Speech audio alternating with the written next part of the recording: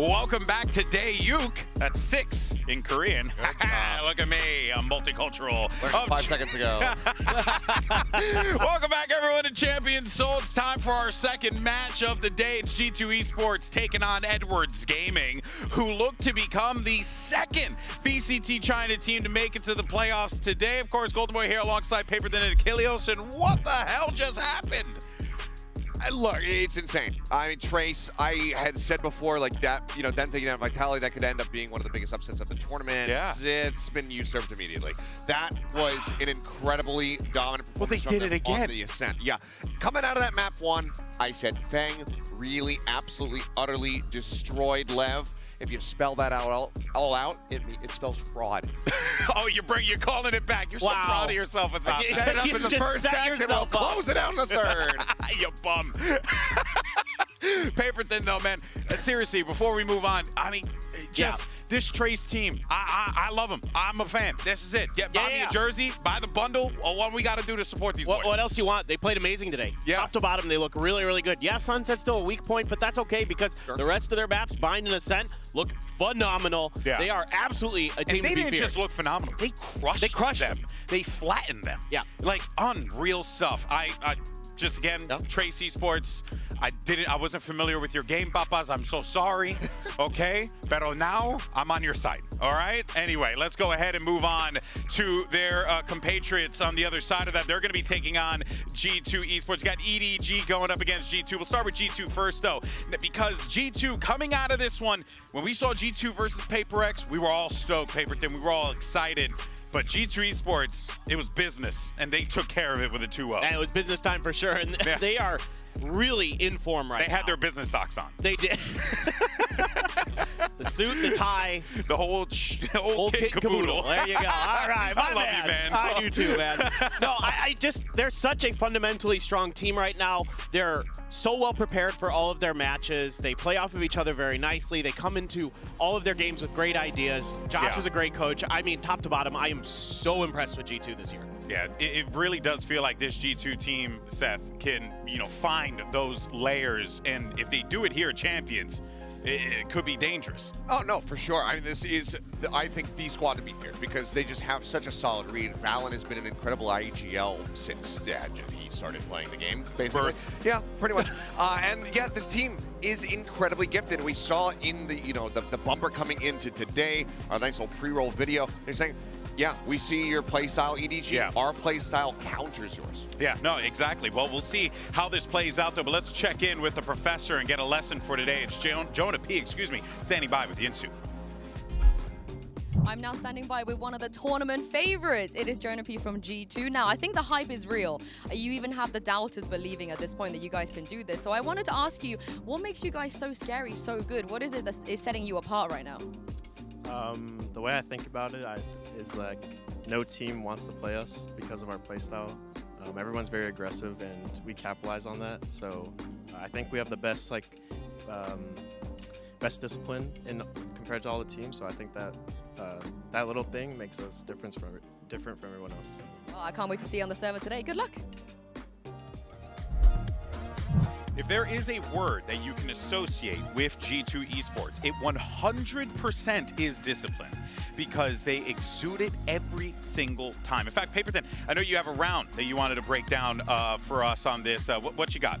I've got round 17 on Icebox versus PACIFIC, and so there's a lot of interesting stuff going on here. So first of all, I want to highlight what the situation is coming into. This is just coming off the back of Leaf's 4K on the Eco, where he snuck up behind. Now, they're in a really good situation here with their ults. Oops, wrong button. That's okay, though. Seth cursed you, by the that. way. He Seth did curse me. You. He does this to me all the time. He said, don't screw it up. All right, so for real, 3 ults, 1 away for the side of G2. Plus, they're going to opt into an outlaw here because they know that PACIFIC's economy is not good. There's a great reason for that. Leaf also very good with it. But let's start the round. And immediately, I want your eyes to go to the mini-map and look what they ping out. The orb. They're going to prioritize the reckoning here for Valen. Okay, that's the first ult in this equation. Then, they're going to wrap around. We're going to speed up a little bit here. And you're going to see, they're going to come from the back. Now, you've got the Outlaw, and you've got the util from the Sova to delay here to buy a little bit of extra time. Now, pause. There's going to be a wall that comes up, that's to kind of fake a little bit. Yeah. And they're going to anticipate PaperX's reaction. PaperX wants to not have happen what happened in the last round. Yeah, they don't want that backstab. They don't want that, so they're going to send some players down themselves. So let's take a look. And they're going to send, first up is going to be Forsaken, and he's going to come around the corner. They're ready for this. Gecko util, boom, he's done. The Reckoning is already out, and it is going to spot something. He is stuck in the corner. They're going to use Gecko utility as well. That's a kill for Icy. That is the Thrash online, one of those 3 ults I'm talking about. Yeah. And they knew coming into this as well that there was an ult for Mind Freak here, right? You have the, yep. You have the Viper's ult, and they are very ready for this. They have so many answers to this, whether it's Leaf getting a kill, he gets the lockdown. If you get the Harbor ult, that's a counter to the Viper's pit. You have the Thrash, that's a counter to the Viper's pit. You have everything you need here to clean out the rest of this round. From the start to the finish, they have this round read like a book. They have PaperX's number the whole way through. Yeah. Insane preparation. It's wild because, you know, it's not just the prep too, it's also their mid-rounding. They're so aware of everything. It's almost as Valen just has everything in his head and he's thinking about everything in a 3D plane, Achilleos. Like, the guy is just, he's like a walking GPS, it feels like at times. I think he does exactly that. I think he just goes into his mind palace and then he's able to just see through walls and everything like that and just download and just recollect things from team's previous series. It's been incredible performances from Valen as the IGL, but I mean, Leaf is also nothing to shake a stick at. And that is something that, Paperthin, you were talking about in that telestrator there, that the round prior was Leaf having massive impact here. And well, I mean, quite frankly, Leaf has massive impact all the time because he's just such, he always finds those openings, those gaps. He did it as a duelist and he does it as a Sentinel even better. He's so reliable. Yeah, he is. He's absolutely incredible. And when we think back to Shanghai, I think about him playing Breeze, those lurks that he was able to come up with. Yeah. It was insane how many multi-kill rounds Leaf was able to come away with. And when G2 were starting to kind of get ground down, slowing down their performances, is because we weren't seeing that same impact for Leaf because teams were starting to get a read on his tendencies. But he's looking very much reinvigorated here. Yeah, that's right. And let's not forget, this is not the first time that Leaf has come to a Champs event. It was actually here in 2021. His hair was quite long at that time. But thankfully, he found a pair of scissors and pop, pop, pop. He went right to work. What team was that? What team was he on? I believe that I'm not sure. Yeah. Are they? I don't know who they are. Well, yeah, are they around? I actually anymore? couldn't see because I'm blind. It was Cloud9. It was Cloud9. Okay. I couldn't tell. You I gotta help remember me that out. team because of Zeta, but Okay. Yeah. Yeah. Oh, that's right. Yeah. Yeah. Zeta, we love you, buddy. But yeah, he has been here before, so he is no stranger to that stage. The guy has popped off time and time again. But let's go ahead now and turn our attention to the other side of the field. Let's talk about Chichu here because he's going to be speaking about bouncing back after Master Shanghai, a massive event that for EDG's team's history in this Omen player moment. Hello， 大家好，我是 EDG 的基主。我觉得很不容易吧，因为我们变了阵，然后现在能打成这样，我觉得很不错吧。然后也是我们换阵过后的一些效果，我们也看到了。然后我们希望我们后续能做得更好，然后去突破吧。其实怎么说呢，我们现在其实在心态上面应该是没有负担的，因为毕竟我们也经历过5杠26这种东西过，我们的整体来说是每拿多一分，其实对我们来说都是好的一个过程吧。所以说我们现在就是更加放得开了，因为毕竟已经更烂的已经出现了，不可能我们还会打得比之前那个还烂。对，所以我们现在会放得更开。 Molly's all going to be used in conjunction of one another, and with the rifle aim in hand, it's the only thing that could steady the course. EDG got to put a stop to this. Uncertainty here still. Kang rattling the bars. 也很感谢观众对我们的喜爱吧，跟支持，我们也会去更加完善我们自我的一些技战术吧，然后去打出更好的比赛。因为我们经历了低谷，然后还能喜欢我们，我觉得大家都很不容易吧。我也希望我们整个 EDG 不会辜负你们的希望，然后也能不辜负整个 CNY 去打得更好吧。我希望你们的加油会让我们的手感更加火热。 And after I had mentioned before, right, that Shanghai was a massive, you know, like a hole in EDG's team history. A team that's only ever been on the up and up, but they experienced utter defeat in their homeland. And they're now trying to bounce back here, Paperton. They're trying to find that mojo again that they had when we were first introduced to this team. Yeah, and that's why they made changes after Shanghai. They talked about how they needed a reset in a bunch of different ways. You bring in Simon, you change the coach, and all of a sudden, you know, EDG still doing what they do regionally, sure, they're winning, that's great, but now they come in internationally and they smash foot. And it's on the back of these two controller players who have been really, really special for them. Chichu and Smoggy, absolutely incredible. Obviously, everybody knows Kong Kong. Yes. He's always nuts. He's a very, very good player, but it's some of the other players now that are starting to step up behind him and really start to take over these games to assist him in his role. Yeah, and is that like going to be the thing here? Because the thing was, everyone was talking about EDG and Foot was a bit of a muddy game. Yeah. Does EDG drag G2 into the mud with them? I think that this is going to be difficult. I think that EDG does have they certainly have the firepower to contend with everybody that's there on the other side of the stage. My biggest concern is going to be how does the IGLing look for them going up against VALORANT? Because you have somebody who's very recently been taking up that role and piloted the team to good success. They've maintained their position at the top of VCT China, but VALORANT has so much veterancy. Does this end up being a Mako v Boaster type situation here, or will this time the veteran IGL be able to win out? I mean, who do you got again, Paperton, on this one? I have G2. I think they don't fall into the mud. I mean, I took a punt with EDG, but we were all wrong about the first series too, so. All right, well, let's go ahead and see how this all shakes out. We got G2 Esports about to take on EDG. Let's head out to the stage and meet our teams.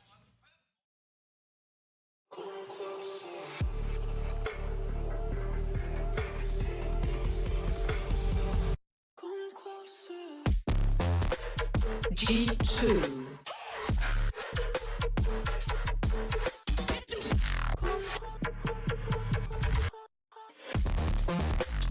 Edward Gaming.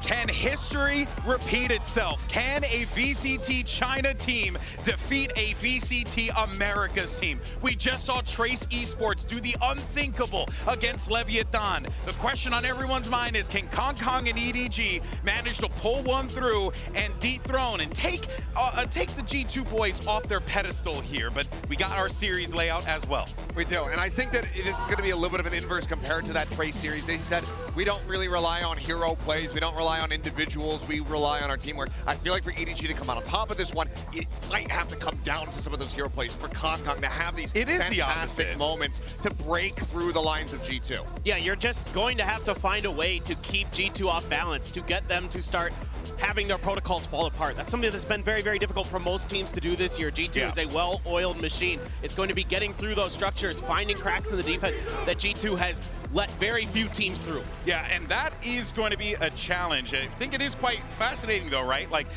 we have been really pushing about the individuals and what they bring to the table here, but as we just saw with Trace, teamwork does in fact make the dream work. So maybe that will be the recipe for success that G2 can continuously lean on, because that has been their whole MO throughout the entirety of the America season, Achilleos. Now, it really has been, and right now I think they're looking absolutely red hot. Taking down PaperX, they were dismantling them. They were having solid ideas and understandings of exactly what PaperX... And that's a team with all the individuals. Yes, yeah. But they were able to go ahead and pick things apart moment after moment. This is going to be a tough one here for EDG, but if they can hit those highs that we have seen from them in the past, I think they're absolutely capable of dealing with G2. It feels like they're on the up and up, and right now we can see a bit of a pivot compared to the last time that they played on Icebox, as Simon's going to be there on that KO. Yeah, I mean, it's just kind of, what other initiator do you want to go with? Which Flashinator initiator do you want to... Flashinator. I like Flashinator. Flashinator, hey, that's good. I like it. Yeah, no. But, you know, Gecko or KO seems to be what most teams want to run with. And we already know what G2 does. The Harbor here, VALORANT Harbor, really, really impactful. He's not just a fragger. He's so smart with the way he uses utility, the way he's going to set up those cascades and high tides to allow for their retake play. They're so patient. The one thing that makes G2 so difficult to go up against is they know when to fight and they know when not to. That is something that a lot of teams don't do well with. Well, let's see how this all plays out, and get ready for this one. We got your caption on standby. It's Sideshow and Brand's tragic hairline. That's just insanely out of pocket. An insane thing to write in the prompter. Imagine saying you have the tragic hairline of the two of us. What's going on there? Yeah, and I missed the memo. St. Patrick's Day was a few months ago. But we're going to get into the action soon enough. G2 versus EDG. And listen, there's a couple of things you can go into this match talking about. One of them, though, much more important, given the fact that we just witnessed a massive upset in the form of Trace beating Leviathan. And it's that spotlight. EDG is that powerhouse China #1 seed. They're used to that kind of attention being settled on them. They're used to all of that expectation as well, and the fact that they had that poor Shanghai performance and needed a return of it. But to be honest, at this point, they're losing steam, and the rest of China is catching up and maybe even beating them out in terms of overall placements. We'll have to see during this match. Yeah. If they can get a win here, that would certainly put the attention back on EDG as the team to lead this Chinese region forward. But you're right, they're doing it by committee at the moment, which is even more brilliant to watch. A map like Icebox to kick things off here is G2's playground. They are absolutely stellar from beginning to end, usually. In terms of the calling, the desk was mentioning the word mud quite a lot, which I do appreciate. Don't think we're going to see much of it here. Shots rattled by Leaf. He's going to be giving them a lot of space there, playing for his own life. Simon, with the plan, left to push it back. We're going into the post line here. Kangan wants to get aggressive and will be rewarded. That's 2 players plucked out of the picture. Maybe a few more where that came from. He's eager for it, but Leaf, you don't want to test to this guy because he will challenge. Standing tall. This guy has already done the damage and has fallen to pieces before their very eyes. EDG, it's Smoggy forced to back away here, still with a plan down, time ticking. Leaf, not too many options left for him. Has to stick this one just for the win cons having a defuse, sticking it all away. Slow body bullet tag, but the final one will do it. Straight to the chest of one singular Leaf. And so a pistol round earned up here for EDG. Great beginning. And a great performance from 2 players to keep your eyes on throughout this entire match. Kangkang to open up. Gets double-faced or at least traded, or an attempt to trade, I should say, from Valin. Instantly a response from Leaf, being able to pick up 3 on his own. So great individual performances from both of those players. I think Kangkang's going to need to try to take moves like that, where he fights in, knowing that G2 are going to be double swinging him or trying to trade him. He has to try to outskill G2 today if they want a chance at winning this. The whole of EDG does.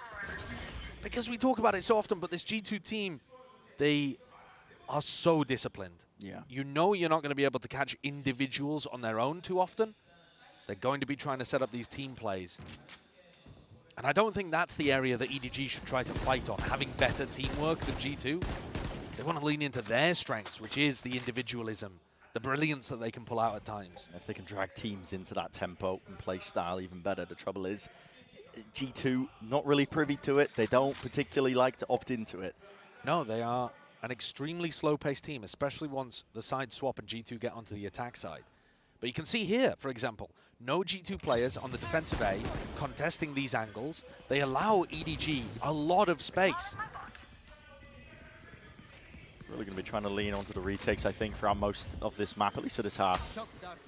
Thing is, though, if you play retake all the time, EDG are going to get an idea of that, and then they're just going to start vacuuming up space without using too much utility. They're going to have it all for post-plant. Kankan's going to be on aggressive angles. You know, at some point, you do need to mix things up and go for contests, tuck somebody in the pipes, run strats like this. This is getting a little bit messy, but at the end of the day, it is cleaned up with 4 players surviving, so EDG will be happy with that one. Keep it moving. Going forwards now into the bonus, bit of extra weaponry. And some good players with some good ult points there as well. Getting closer to Simon and Chichu's ultimates, who are the best ults to have online for your attack side on Icebox. Now we get to see what G2 are doing with an economy advantage. This is one of the rounds where you might expect them to play a little more aggressive.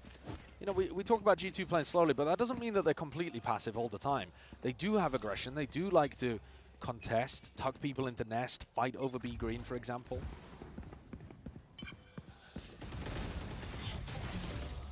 Deep tap over there. Not too sure if the orb got grabbed. I don't believe so. No, it's No, still there. it's still there. Just trying to see whether Nobody and Smoggy are going to sync up that utility combo that we see from a lot of teams on their attack side. Notice as well that Chichu is not using Nanoswarm to deny pipes, but Trent might get overwhelmed. Yep, might indeed. Underhanded flash as well, straight through and out. Nobody wants to take that point and contact, and his body's dropping on either direction still. 2 left to stand here for G2. EDG with that player advantage. Massively so, in fact, now left down to just Jonah P. This is an EDG fully powered up, fully empowered. A bonus round win. That's 3 in a round now. That's a fantastic beginning for EDG.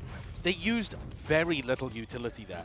Like I said, no shock molly combo to deny ult orb. They used the knife over towards pipes, but they also didn't use a nanoswarm to deny space. They're not using util on A already in round 3 because they've got the read that G2 are going to be sat back a little further.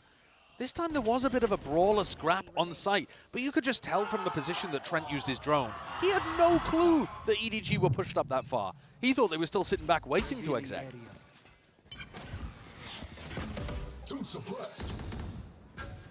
Valen likes to get the read of teams throughout a series. Sometimes G2 will be a bit slow off the blocks or download their opponent as the games go on, sometimes from map to map. I'd agree with that point. They tend to take a bit of time as well, like you said, to download the opponents and make the necessary reads. It was becoming a bit of a chore, honestly, watching them in Americas. They drop the first map and then just go on to rinse by the time they got to the third. But what that means is, if you're a team like EDG looking to secure another massive win for China here today, it's about trying to punish them when they're in that warming up phase, when they're gearing up. You want to get as many rounds on the board as early as you possibly can, so that comeback becomes impossible. EDG's be ensuring to take this one slowly, steadily. Orb in front of them too, plenty of players close to ults. One of the benefits of getting off to the start, bit of snowball onto their own attack side as well. You have some big ults to utilize, which Simon's going to be letting loose and letting rip right now with a no command, at least to get a bit of safety down onto the side. Nobody wants to get this plant down. It will be defended.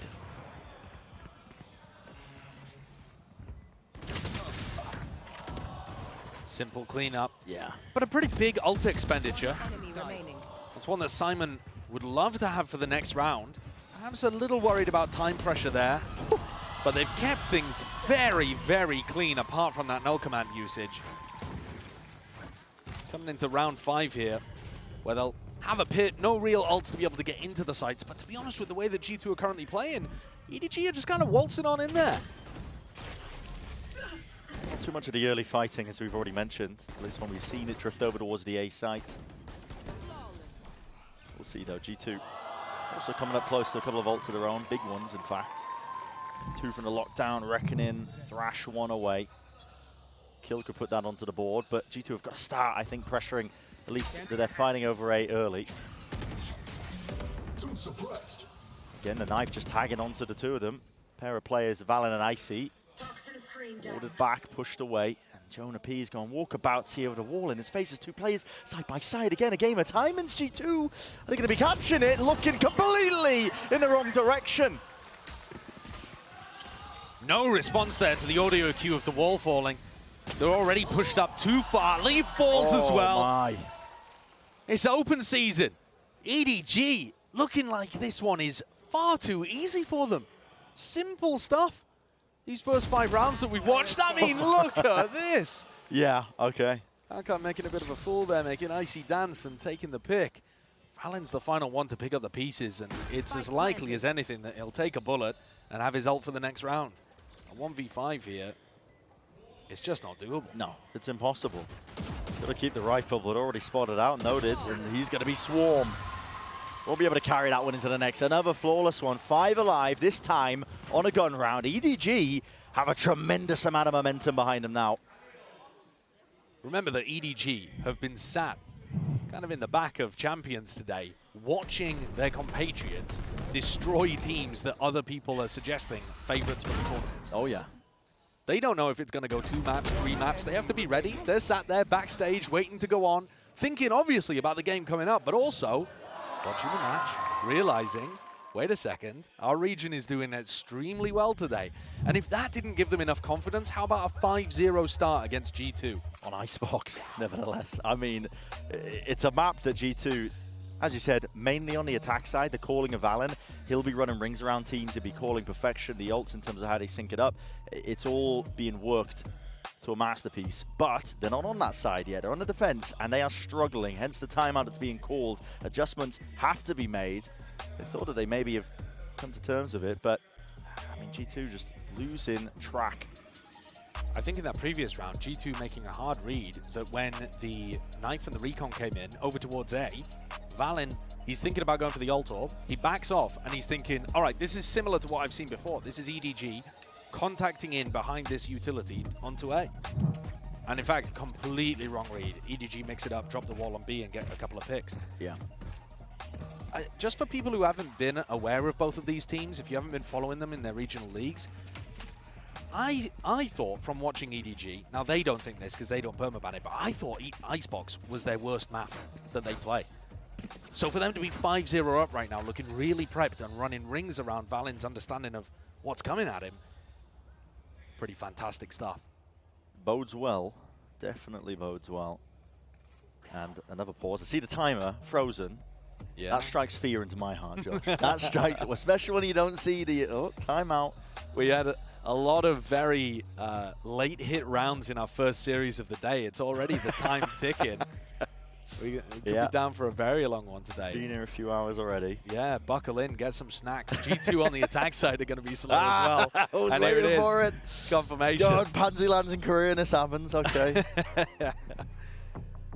And this will give more time for Valen to be thinking about things. But also, when you've just come out of attack timeout and there's ideas that you want to implement, that's frustrating. Yeah, definitely is. Gives them a bit more time, though, to think it through. We'll see, find out a bit more information in terms of what exactly is going wrong.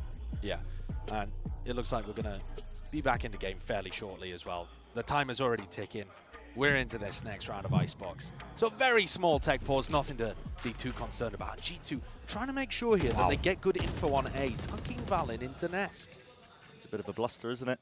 4 of their players looking to try and fight this one.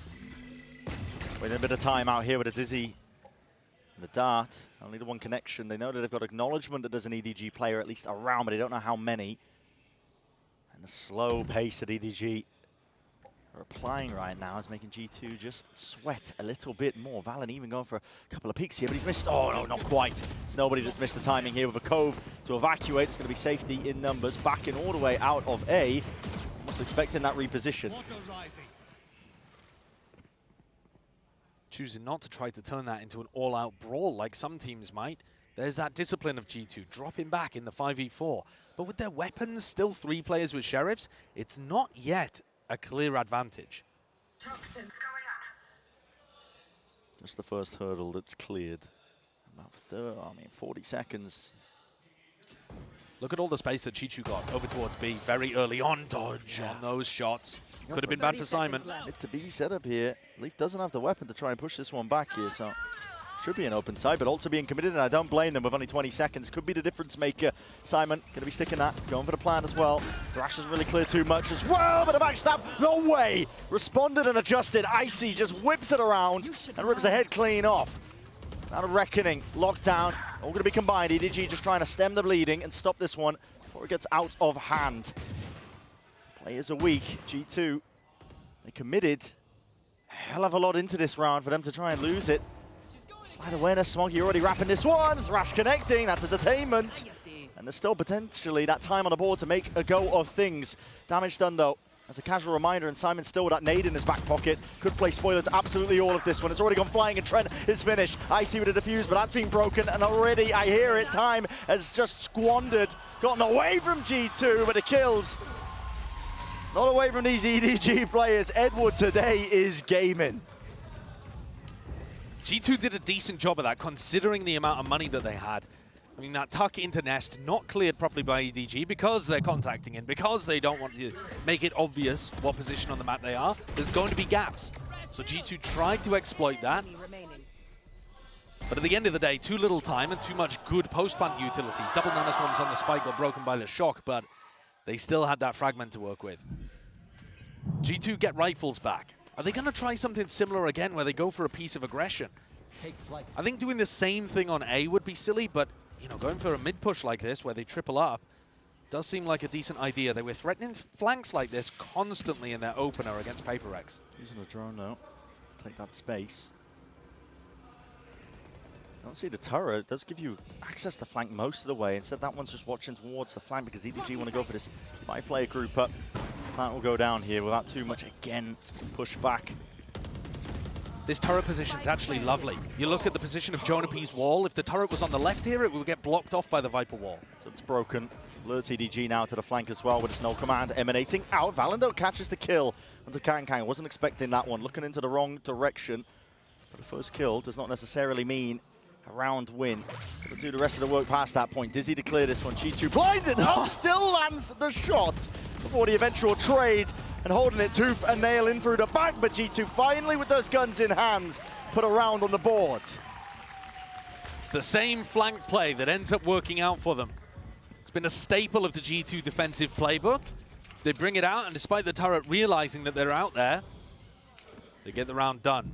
Mostly thanks to Valen and what he was able to do to control the post-plant aggression. You watch him take down Kang there, and that's an absolutely vital one. In those kind of spots, the Jet's always going to look to try to get aggressive and open up some space on the other side of the map. So the first attempt to stop the bleed in there from G2. Now they're going to start to get ults online as well, but I'm sure EDG are thinking up a response. Yeah, that's despite the fact as well that Valen at Icy, they ended up using it into that half by round 6 to no avail. They're almost halfway to him again. Very true. Those kills and the diffusers stacking up. This looks a lot like the same setup as when they pushed Valen into Nest. I think when you push up deep like this and then you get a recon dart, you can be pretty certain that EDG are not just going to contact back in. And they're just full running, full sprinting. Simon with a tap as well. Trent too far away for the Hunter's Fury. Yeah. But he might get it on the next tap. Oh, Walkabout Sleep has got to put a stop to that one. He will. Alternating the movement, making sure that he stays frosty, aware of all these possibilities. Chichu is being caught out of position. Hunter's Fury, at least to relieve that pressure, does not do enough. So with Chichu dropped, that's 2 players now down for EDG. Plan going to be committed. Simon gets it, but that's going to be a tag onto him as well. Lit up, and already players fall one after another. G2 racking them up. That's 5 alive for a flawless round to get that second round just underneath them. You see what a difference it makes when G2 anticipate what the round looks like from EDG, what nobody is calling. They had the protocol to flush out both of those lurkers through mid. Great discipline to even think of the second player in that spot. And the fact that they'd pushed out on A, got the recon deep as well, gave them enough peace of mind to know it was a full B hit. They weren't worrying about which direction things were going. The things that were working for EDG early on were when they were quiet and contacting, making it very difficult for G2 to read it, and G2 were playing more passively. Yeah. At the moment, this seems like a very good adjustment that came out of the tactical timeout, so EDG are going to try to make one of their own. See what Muggle can do. And Haldong, of course, got a lot of experience IGL in this team before in the past. Yeah, it's an interesting note. I mean, we didn't really talk about it too much when we were covering the EDG game recently, but sometimes a shift up is what you need, honestly, because this EDG team, they felt just, I don't know, knocked down, unable to really get back up, I think, as well, after that series of losses to Shanghai. But they make a series of moves, switch it up.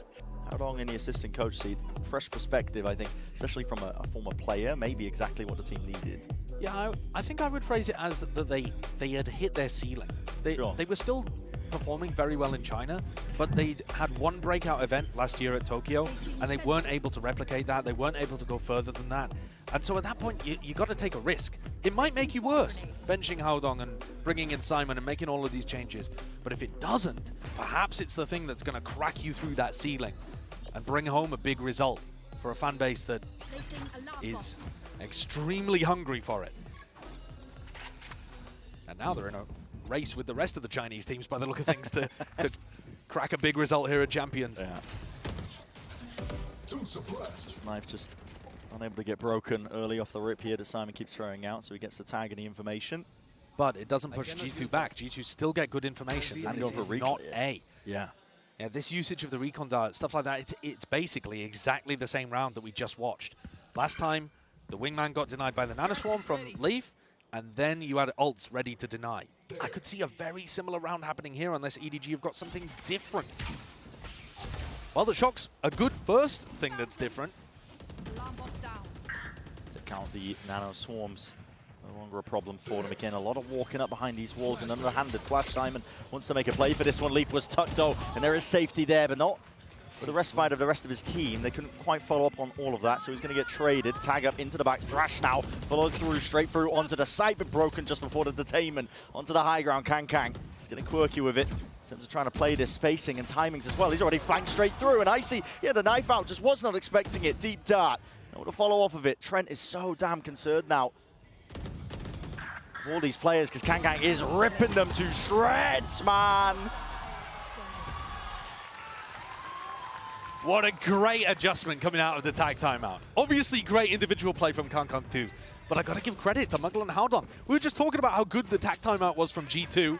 EDG hit the panic button and immediately come out with a round that looks exactly the same to the one they just ran, except they flash, they push deep, they trade out Leaf, who had the lockdown, and then they have all of that position for Kang to go nuts in the post plan.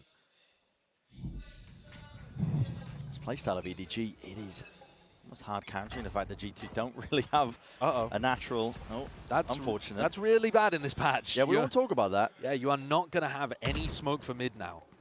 It's a good job that they break the turret, otherwise that would be giving permanent mid info. Yeah. Well, the point I was just about to get on to is that there's not necessarily a natural op carrier on the G2 side.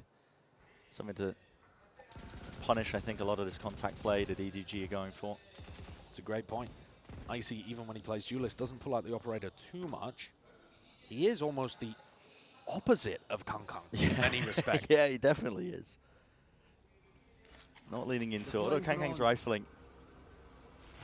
Definitely been on the up and up now. Year plus, to be honest. And again, that contact playstyle, just walking all the way up. Shot dart again is good. Dash is active, but it's going to be dissipating. No value to be had. Just walking most of the way up. Another plant down. Shot darts are missing. So there will be no pushback, and there's that extension into round 10 now. Kang's playing for this, trying to deny the lockdown. He knows what to play for. Just needs some supplemented utility as well. I can hit a footsteps. Lovely sidestep. Just rips to it ahead, clean off G2. Have no chance in hell to keep playing this one. Spam through the box. Leaf is lucky to be alive. He'll be backing all the way away. He needs to be defended here. They want to keep these guns. This G2 team that's normally so good at shutting down superstar individual players. They just cannot deal. I mean, cheeky. They cannot deal with Kang. What we're getting from Kang in this map so far, it's Tokyo. It really is. It's given Tokyo. Is Tokyo. 12-4, top of the scoreboard. Not just for his team, but top of the leaderboard overall. Yeah, and not just the kills that he's getting, but here, completely denies a lockdown opportunity, completely shuts down G2 trying to trade him out. You know, he's facing two players so often and killing them both. And that's going to win you rounds. G2 are going to be desperate to salvage up any rounds that they possibly can before they get into that second half here for round 11. They do have the Viper's Pit in the back pocket already offloaded. Down through B main, one less thing to worry about. But the money isn't too good. Only a couple of players with a rifle, so you're looking at Icy, Val and Jonah P to do the damage.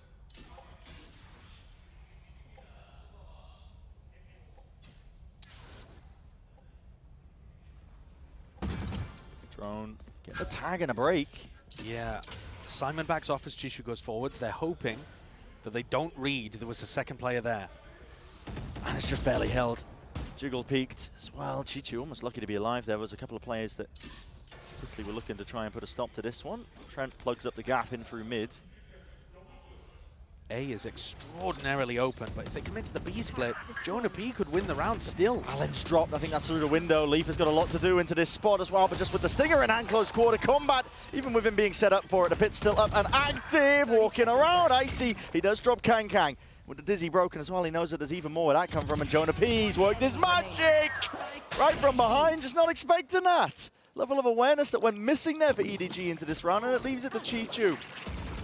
One player running and gunning, but time is against him with only 12 seconds to do it all. Him versus Jonah P. The timing should be granted. You need to hit a miracle shot, but Jonah P won't even give him the chance. That is brilliantly played by Jonah P. He gets out of his pit for a kill over towards Orange, and that makes the rest of EDG think he's still playing on site. He manages to duck back inside his pit. That kill there. Yeah, that kill is just so big. He manages to duck back inside his pit, and then they don't realize he's somehow managed to loop-de-loop behind them and picks them both up from behind. He's called the Professor for a reason. And that was locking down B with a Viper's Pit 101. Learn. Yeah, I take that class. Wouldn't do me much good, but I'd take it. I think the classes are normally more generalized than that. Yeah, it's that's incredibly specific one. for an opener. Yeah. Egotistical professor. I mean, we've all been there. Not me. Didn't go to university. I got kicked out. It's round 12. And there's big ults online for G2 here. Again, going for this re-clear into mid. They've been doing this quite a lot with the drone.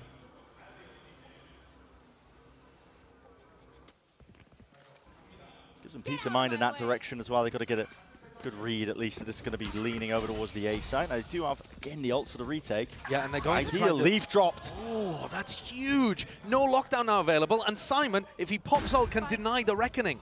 He's just got to get the timing right here. You should run. And locking down one avenue as well. Lockdown's going to be just dropped straight into the center of the site with his flank. They're going to be pushed out into all these extremities, and Smoggy is left to watch most of this one. Ducked, crouched. The peak timing is absolutely everything.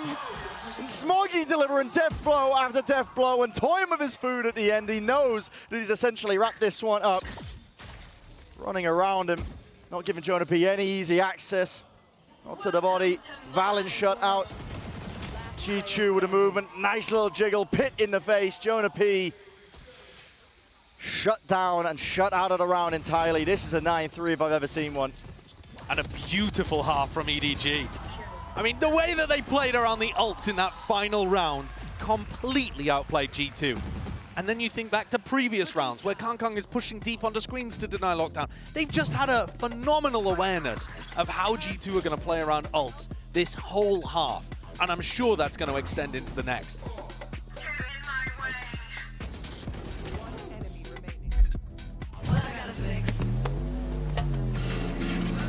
Oh, come on. Trade in any phone in any condition guaranteed and get $800 off the new Galaxy Z Fold 6. Only on Verizon. Red Bull gives you wings.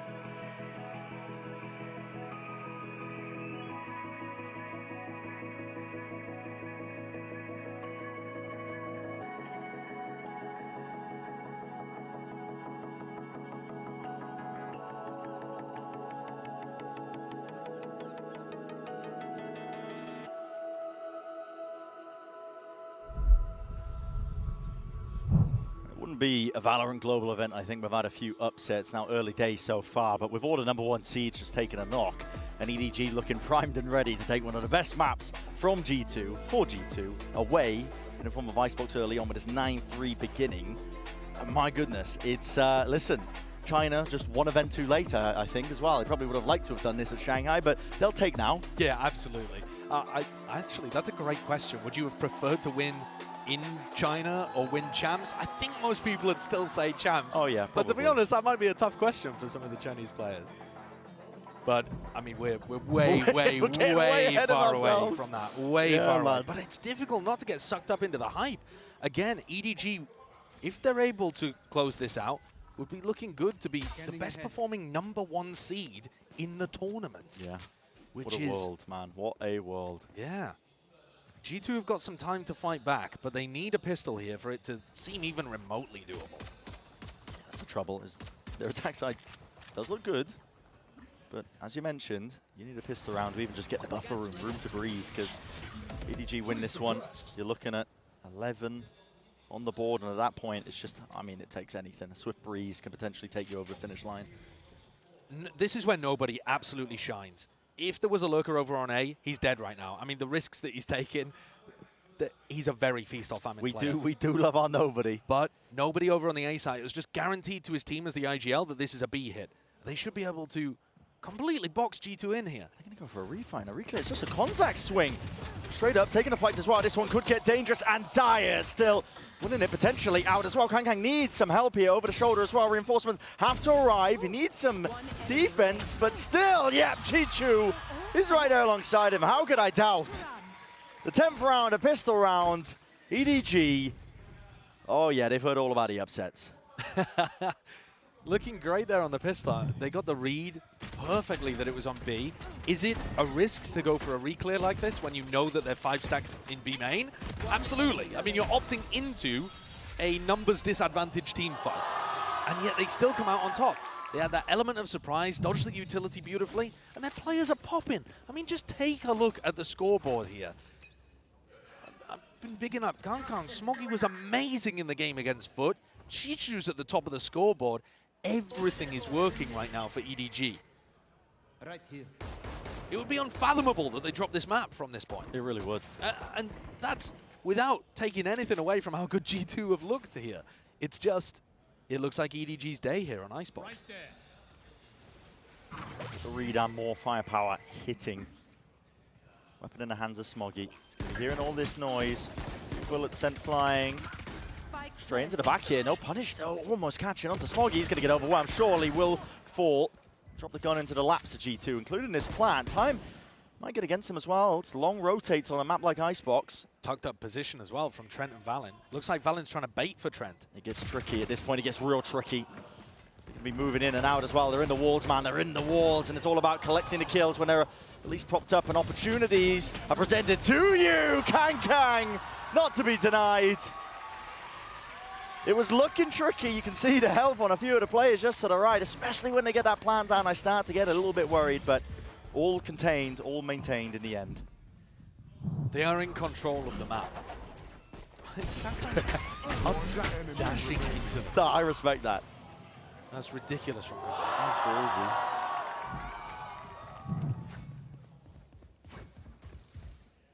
Oh. Time has paused. Yeah. You know what that means? Oh, it's a timeout this time. Attack timeout from G2. When you call tack timeouts after only the pistol and the follow-up, yeah, I'm worried. Yeah. Because what kind of input can you really get from your coaching staff here that you didn't get during the halftime anyway? I understand that EDG are up to 11. Maybe you just want to run through the bonus, figure out what's going on. Maybe overall things are off. Comms, somebody's freezing up on stage, someone's not playing as you would expect them to. But that's the final timeout that G2 have access to. They're 8 rounds behind, and EDG are 2 away from closing things out. Sorry, no more adjustments. I mean, I think Josh might have a chance to talk to his team in just a couple of rounds' time, to be honest. Definitely face to face. At least the turnaround mentalities. But maybe just throwing out a set strat, an idea, anything to counteract this momentum that EDG have right now. And I mean, they're going to be going into it with bonus round weaponry. A couple of the players didn't invest. They might be able to buy for the next. I mean, Kang might even just be choosing to make sure that he can save up for an operator. It's very unusual the way that this map has played out, not just because it's a map that G2 are great at and EDG have looked a bit rough on in China, but also because G2 have all year been excellent at shutting down individuals that meet them one by one and get double kills, get multi-kills on them. They are very, very good at trading that out. We have seen so many multi-kills so far in this map. Huge ones, massive impact. And this looks like a scrap on B. Hold in their face. Try and get your way past this one here with a Dizzy, getting that acknowledgement. It's G2 sending a couple of bullets through. Do collect the one, drone as well on top of it. Kang has to respect that. So we'll back away, Chichu. Free exploration, underhand with the flash as well. Right from behind, that is sublime, man. EDG just cooking in the moment, and they brought it to that 3 versus 3. Simon up close, onto the corner. will have to give that one up. Backs himself away here, but they know that G2's there. They want to refight it as well. These timings they're taking almost to perfection once more. A stop to anything that G2 are trying to go for here. 50 seconds left into the round. Could call for the pause, but your Viper's down and out. Can't even wall up and just try and fake like you could be rotating, faking like you could be walking up. Valorant's hard committed, bodies and shoulders peeking out wide. In the danger zone here though, Chi-Chu just overcommitting here, and Valorant's the one to at least put a stop to all of that nonsense. Simon now, last one left. First one's good. 2 more players to deal with. It was just a slight tap as well and doubled up side by side, jumping around the corner to set this one up. Simon, a wonderful job to try and isolate these fights out, but only 2 bullets left to work with. Before he has to commit to the reload, and with the wide swing in the face, that bullet just will not land. G2 get to stay and compete, at least on Icebox, for a little bit longer. First time, actually, that we've seen EDG go for one of those defensive reclears or like a piece of aggression that is, I think, risky. We've talked about it being risky in previous rounds, but this is the first time that they lose it. Normally, they've still been winning out these situations, even when they take fights out in the open, trying to force the tempo up against G2. They would have to take risks like that and lose it so much more, though, for this map to become even close. Not again! Well, I mean, that's just 1 for 1, isn't it? Smoggy did it. No way. Why not for Jonah P? Brutal. See, the thing is, people are going to say that Jonah P's rattled in that situation, even though Smoggy did it earlier, and you know, he when they were dominating, massively leading. Oh, yeah. Not everything's fodder for the armchair analysts, but it is for me. Ready to pick it apart. What 2,000 years of Roman war can teach you. This Kang is hyper committed. He's got nobody alongside him here. The Z connects though. They should know he's up top, and the dash will not save you. Nobody. Again, seeking to at least potentially get a few more kills. All for naught. 2 of them dropping. Drone as well. Simon was seeking a timing, but now he is just fully committed once more into the corner. Chi-Chu responds, vacuuming up that space, but he's traded, and that discipline rearing his head, the G2. He was singing their praises, expecting that level of play from them. It will grant them at least a round winner. It looks towards it. I mean, there's no real chances for Smoggy in this spot. There shouldn't be an opening. And I do like that you highlighted that discipline, because you could see that spacing super, super tight. There it is. Beautiful as well. Again there, yeah, as Trent swings, freezing that player in spot so that Jonah P can get the backstab. G2 were trying to do these things earlier on, and the individualism from EDG was shutting them down. They were also slightly off, just ever so slightly, in terms of those multiple swings and timings. I mean, there's a pretty big difference between getting 2 players, one trying to trade, and Simon, they're getting swung with 4 at once. I heard the crowd go, oh. Shh, keep it down. Oh. I mean, you can't ask the crowd not to react when you bungle something at the beginning of the round, man. They're just going to do that. That's funny. That EDG. is funny. Lighter weaponry here. Went for an attempt. Nobody will not give up this space either. In fact, the rest of EDG alongside him. Very pushed up through A main. Looking for a play. With the peak though. Turret did not get broken. Yeah, both turrets actually staying alive throughout this round. The weaponry doesn't really seem good enough here, but if Chi-Chu can bait so that they don't think about Smoggy. And also, I mean, EDG have got the hardest read in the world, of course, with Kang getting all this space. Now he does get dropped here, but a pop flash play. Already going to be going live and active into it. Phantoms in hand. Jonah P will offset most of it. Yeah, amazing from Jonah P again. There are a lot of threats in that round that EDG throw out. I mean, obviously there's Kang on the flank, which Leaf shuts down, but like I said, that duo play between either Chi-Chu and Simon, and then trying to set up Smoggy, who had the stinger. Jonah just swings kind of behind a few of the rest of his pack and takes them both down. He's anti-flash. Deals with them really nicely there. But Valen did use Reckoning. So they're not saving big ultimates for big moments. They used the Thrash when they were in a 5v3. They used the Reckoning on an anti-eco. They're not feeling comfortable enough here, G2, to save the ults for when it matters. And right now, this round really matters. I can't blame them. EDG are up to 11, but you are right. Sometimes you have to take flight. Stretch whatever resources you have. Really quite thin. Drone Tags onto the one with the Dizzy as well, so nobody knows that there's 2 players here. Despite that fact, he's not backing away. Wants to take the up-close angle.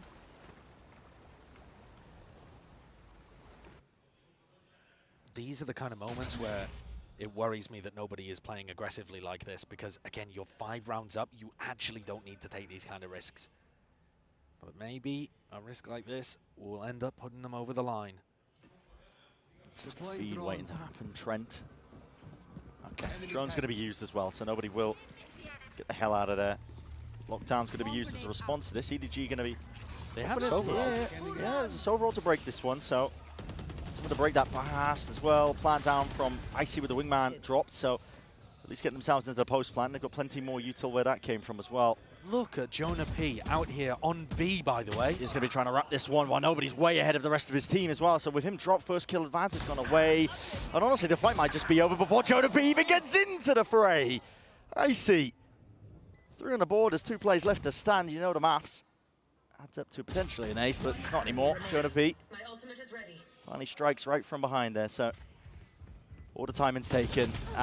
And Icy's just running his body in, base on the end of a stick. Jonah P got up to the Viper's Pit, and Icy's not too far away from Thrash now as well after he popped off in that round. He's only 1 away. So after my criticism of how G2 were using their ults, they've actually just managed to win an incredibly crucial round, fairly dry, to get the ult cycle working again. And as much as we were talking about, EDG massively in the lead, weird play this round. EDG are going to take attack timeout, and you hear Trent already calling it out there. He's expecting something unusual. Something that's going to knock G2 off their game to push them over the edge. I could absolutely see that. I mean, Kangkang also has Blade Storm. Yeah. If there was going to be any round where Kangkang's going to dig a tunnel and pop up behind you or something, some kind of weird thing that Haodong's cooked up. Yep, certainly. It would be this one. Yeah, but what I was going to say was G2 are actually starting to make this look reasonable. The gap's down to 4. They've just won 4 in a row. And we're starting to see Valen really heat up with his attack side call and getting a nice read on what's happening in the game. So, how many rounds do G2 need before you start to become a bit of a believer? Only 1 more rifle round. 1 more rifle round? Yeah, so if they absolutely. Win this, if they win this and win the next rifle round, it's 11-9. Probably EDG have used a lot of their ults, and then it's insanely, it is game on at that point. Obviously, 2 more rounds is not the easiest thing in the world for G2 to be able to string together. That would be 6 in a row. But let's keep our focus in the here and now, because Trent was expecting something silly, something weird. About to find out if EDG have been cooking with it. As you mentioned, there's a Blade Storm here in the mix for Kangkang. Be holding on to this one. The defensive setup, though, hasn't really shifted that much. I mean, EDG not going for any stacks onto various sites here, just going for the same old, same old. It's just nobody playing over towards A, mid, knocked down by Chichu. They're keeping a very confident read that G2 do not go A early on. You see that the A site is pretty open almost all the time. It's only nobody holding towards there. This looks like very specific prep they've done against G2 on Icebox. Yeah. And thus far it's been all right, but G2 have done great with the space that they've taken on A. They're so patient here, G2, waiting for that aggression, but EDG also matching them bar for bar with the patience. Yeah, right down to that minute mark. And through mid, Chichu wants to take the peak. Wide committal, no heads to be popped. You can't allow the time to run too low here if you're Valen, because nobody has that Hunter's Fury. Seeing that pressure as well, might be calling for a few bodies moving over towards them.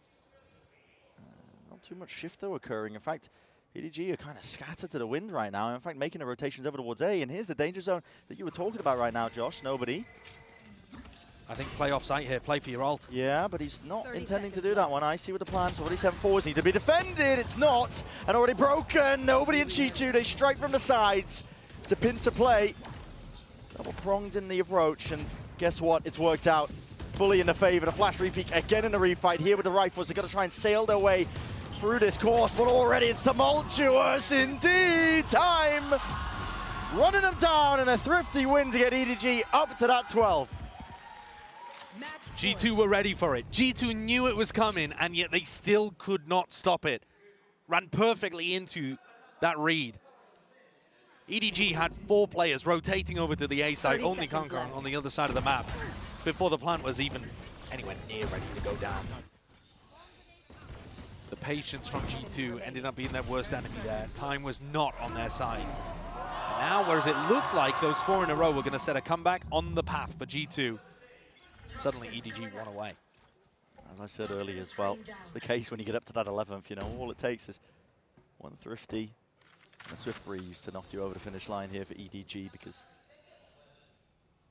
just even now under pressure on the shoulders of G2 right now. Once more, playing it slow initially here, but now waiting it out and taking a main control. They have ults to use and expend, but EDG are ready for this one. There's a knife held into the hand as well with the drone, and to the Thrash is going to be cancelled almost immediately, and nobody, he's right in their faces, a flash and an overhead. Simon is swinging wildly into them and still returns with 2. Just before that trade comes up with 2 left to stand from G2 themselves. Dizzy, drone, I believe, spotting both. And this is a disaster for G2 here. Individual is going to have to bail them out of this spot. 50 seconds, you can afford to slow it all the way down to a crawl if you want to, but couldn't have asked for a better beginning to the round here for EDG. No, they're looking good for it. Nobody tucking himself into Generator. Is this a spot that G2 can even afford to clear? This setup looks nice from Nobody and Chishu. It's a crossfire. That though, that's not broken. Trent though, he's going to be dropped and damage done straight through the wall. Wingman broken once more. Icy. It's the K down, a tap, forcing them forwards into the fight as well. Needs to try and isolate some of these fights. Done so, 1v1, all to survive, Icy! It's only gone and done it! It's survival! That's what that means for G2. My God, did it take everything from them. EDG's setup looked really solid on site there. They've been breaking these wingmans very consistently when they've been coming into A. Thrash was irretrievable. Didn't make a difference in the round at all, and yet IC didn't need it. Great kills towards the end, and fantastic fake plants for him to be able to get up into a position to win that. You can't argue with that. Leaf is picking up an attack side op to try to make something happen. 4 chances remain for EDG to close. Kang himself wants to go with things. Dash was activated off the back of that util. It's going to be fading away though. Still an aggressive off angle that he's committed to.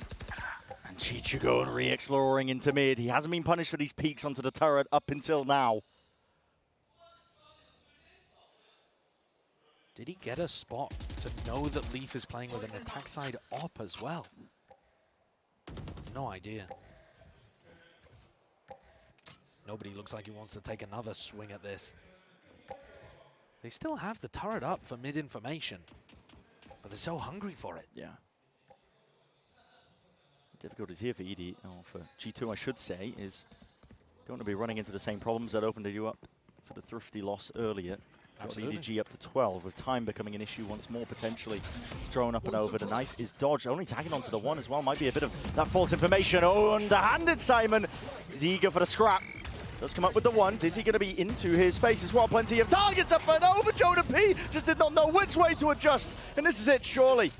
The impetus to take away this map. Nanoswarm's at your feet, Detted, ready and waiting. Trent is spotted, taken out, swinging wide. Simon denied, but not enough to deny. I see that one. Still 13-8 for the finish. EDG, they get it over that finish line. An Icebox is theirs.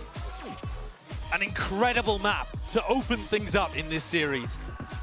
EDG want the win. They've taken a massive scalp there by taking Icebox away, and it's their brand new player Simon that closes things out. Phenomenal stuff from EDG all throughout the map as well. Absolutely deserved. And now it's shaky ground and territory as we look forwards to Haven. Map 2 for G2.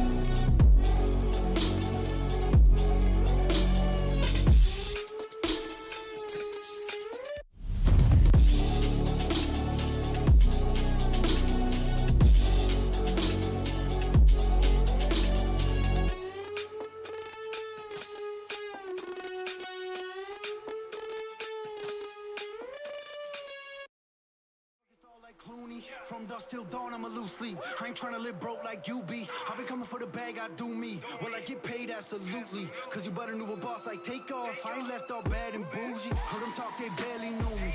I ain't let no stranger fool me. When I came in the game, y'all showing that fake love. I ain't look past your jewelry. Now this ride is foreign. Every whip I drive imported. Anybody know me, they know. For this game, no, I'm dying for it. I'm on now. Give me that crown, yeah. Ain't nobody out here really wanting me. I'm going hard while you falling asleep. I got it all cause I deserve it all, dog. Just being honest, they don't wanna see me honest. I'm taking over this game now and that's a promise. Stay out of pocket, they don't wanna believe I got it. Give me that crown now cause I'm the king, call me your highness.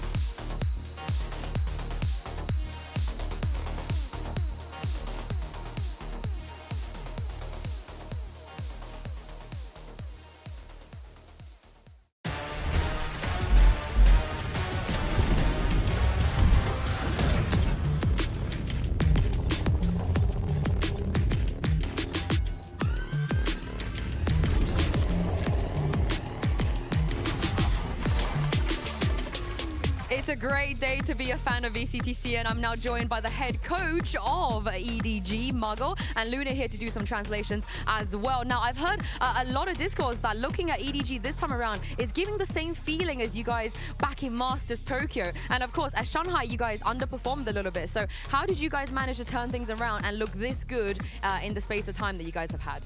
很多人都说觉得这一次的 EDG 有一些回到东京大师赛的那个感觉了。那在上海大师赛可能表现并没有那么的达到预期，但是现在你们表现得这么的好，是做了哪些调整呢？进行了一些记忆阻断练习吧，就是忘掉某一些我们后面可能学习的太杂七杂八的东西，然后回归这个游戏最本身的玩法。 I think we're trying to forget that kind of things really like make us be chaotic. Just go back to the pure game. Oh, thank you very much, Luna. Thank you very much, Muggle. Best of luck on map 2. Welcome back, everyone, and guys, it's happening! Oh no! Listen here, as the host of VCT Americas, let me just say for a minute, today's a dark day in our history. But hey, we're not out of the woods yet, right? I'm not selling out my boys in G2 quite yet here, but we got to talk about EDG because obviously not only did they win, they dominated, they looked great, they had their number, they shut them down round after round. I mean, Paperton, this was clinical from them. No, I'm very, very impressed here with the game plan from EDG in that they get to the post plants, and what would normally happen with PaperX, they're sitting way back. Like their furthest like forward player on A site is on A nest, and then they're like dice and then on the back. Yeah. They're getting ahead of that. They're pushing screens. They're trying to contest G2 when they're trying to cut in towards the site, and they're cutting players down on the way through, and that's what started to snowball their success. Snowball these rounds, and then when they'd get a little bit spicier, when they'd start to get the mud flowing is when they get a few of those opening kills, and then they'd start pushing. Join me in the mud. Right. No, but I will say, though, what Coach Muggle said, I mean, They played beautifully. That wasn't money at all. I actually quite enjoyed everything that I was seeing from the Achilleos. Yeah, I mean, there's a couple scary moments where there was a run back happening, but I want to highlight Kong and Smoggy because from the outset to be able to get that 9-3 half to start things off, it was widely on the backs of these two players with some really excellent setups from the likes of Simon as well, whose util usage was very much on point. But Kong and Smoggy, they were doing the heavy fragging in that first half. They got them that advantage, which then made it a little bit easier to close things out on the defending side. G2 trying to make it happen. It looked like we were going to be going into an OT for a little bit there, but ultimately EDG were able to put their foot down, and this is a fantastic way for them to kick off this series as, again, G2's map pick. Yeah, 100%, man. What a way to start off for them. And something we do got to note real fast is, a big win condition for this G2 lineup has been Leaf for a very long time. And what he brings to the table on the lurks and how he plays around the map effectively, he was utterly shut down. He had little impact, which, I mean, that seems like a key to victory for them here. I mean, I kind of talked about it, what we were seeing from them over at Shanghai when G2 were having their struggles, when they were dropping games. It's when Leaf wasn't able to find that impact. But similarly, we saw some struggles from the likes of Trent, who's normally very much on point when it comes down to those Sova Dart lineups, but we saw a couple of them trying to interrupt those plants in that first half, going wide, not really landing on the mark whatsoever. So things like that need to be tightened up. However, as we have seen from G2 over in Shanghai, drop a map, get the download complete, come back in and dominate the series. That's still very possible here. Yeah, very true, very true. All right, well, let's go ahead and cool down on the existential dread of being America's fan for a second here and just look at some bingo. We got some stuff to fill out here. So we got Icy gets first kill. Congratulations, Icy. You are very good at the game. And then we have Valen 3K. Ay, también. And then we get a tech pause. So, just make fun of ourselves sometime. So we're so close. G2, brother, come on. You gotta clutch it out. G2 just needs to win a match. I mean, if G2 can get the win, G2. if Clove gets picked at all, or, there's a couple different things. Teammates would help. We're hoping for the G2 map win so we can get bingo. I think it has to be the series one. Oh, it doesn't? We'll otherwise we would have put in the EDG win. Oh, that's just too much time. In any case, let's go ahead and hear what Josh RT has to say as we get ready for map 2. I'm standing by with G2's head coach Josh RT ahead of map 2. Now, we're going to Haven, and Haven is not really a map that we've seen you guys play a lot of in official. So without leaking anything, what can we expect from you guys? I think we're going to have a much better performance this time around. I mean, we just experienced some tech issues in the first game. But moving past that, you're going to see a new Haven coming up. I think it'll surprise them a little bit, and we'll bring it to map 3. Thank you very much. We love new stuff. Good luck.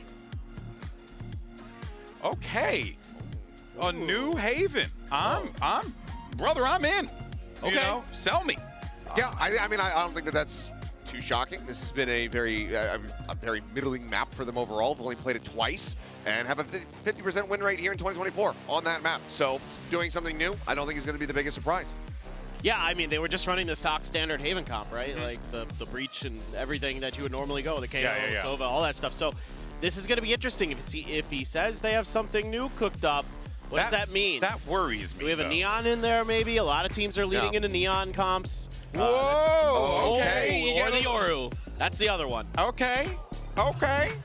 And Kong, of course, going to be playing that Neon, so look for him to get real big impact with that. Yeah, I mean, but this puts a lot more weight on Icy's shoulders as that Yoru, as that solo duelist here needs to be really smart about his timings, because we've seen so many teams struggle with just solo entry Yoru, whereas the Neon, that's something that can go in and very much take over games. Yeah, but this is a comp that Fnatic runs very, very well on this map, or very similar at least with the Yoru, so they've definitely got some good ideas to base it off of. You've got the Viper in there now as well, so you can use those walls to kind of obscure what you're trying to do with the Yoru a little bit better and things like that. So I'm really curious to see how this is going to work for G2. They've had some time to cook. This could be pretty spicy. Yeah, there's a lot of confidence going into this one, right? If you're G2, you put all your eggs into this basket, and it better pay off. Can they force a map 3? Let's send it back over to your casters, Bren and Sideshow.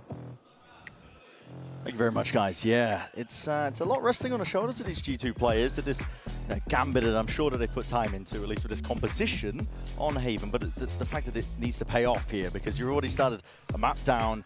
It's unorthodox for sure. and EDG's actually looking really competent on this map. I liked what I was seeing from them. Hard agree. EDG are going into the defense side here of Haven with a chance for another big win for China. Their flood defense on this map is beautiful to watch. They also fight super hard over A lobby, so whoever's job it is to try to lurk down behind that Viper wall, good luck to you, buddy. Yeah. It's a gate crash, though. It's dropped down, so I see feigning and faking that they're going for this A pressure. It's going to keep most of these EDG players at least tethered to the spot. Actually, both teams faking here because EDG were making it look like it was only nobody playing A when suddenly there's 4 players over in that side of the map. Both teams trying to obfuscate their intent here. The Nana Swarm dropped down! Hot feet there for Leaf. Unable to really rest the steady hands there for the kill onto Chichu, but catching this in theory and at least in practice too. Trent does get that kill. So Kang down as a 4 versus 4. Spike planted for G2. Over that re-exploration in through Garage. Chichu, 40 health will be dropped. He's looking to put the squeeze of the rest of his team onto these players here. Icy still comes up with 1 just before the trade, but they're missing these timings onto one another.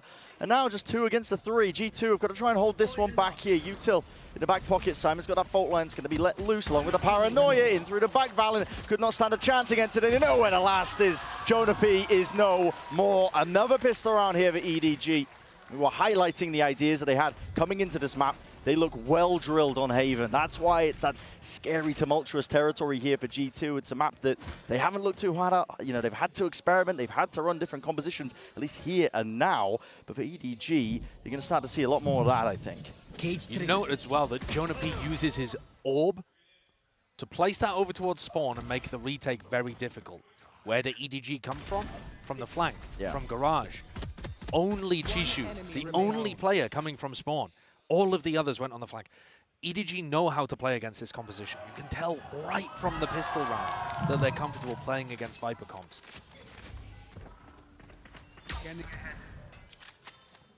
Smoggy potentially going to be tested here.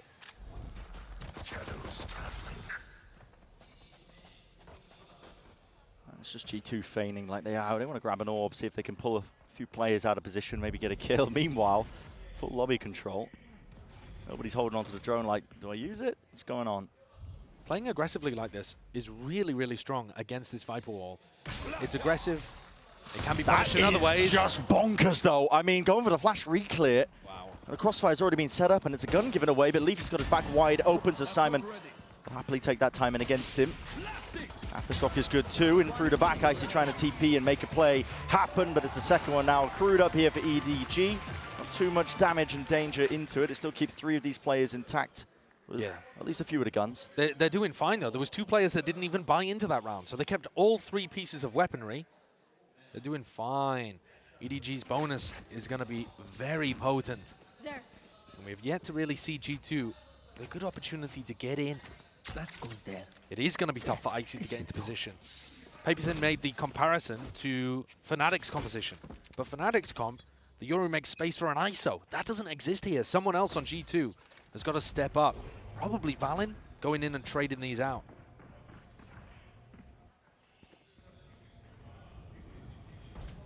The sound bait here out towards A lobby. Still making it feel like it's only nobody home on A. That fault line still being held by Simon. A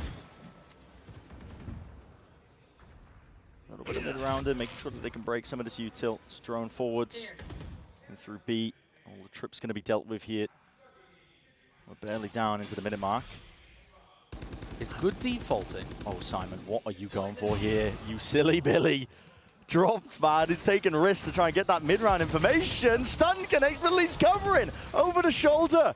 All it takes is a few bullets to drop down Kang. That is an enormous risk. Just a hard read that G2 were going back and going into an A exec.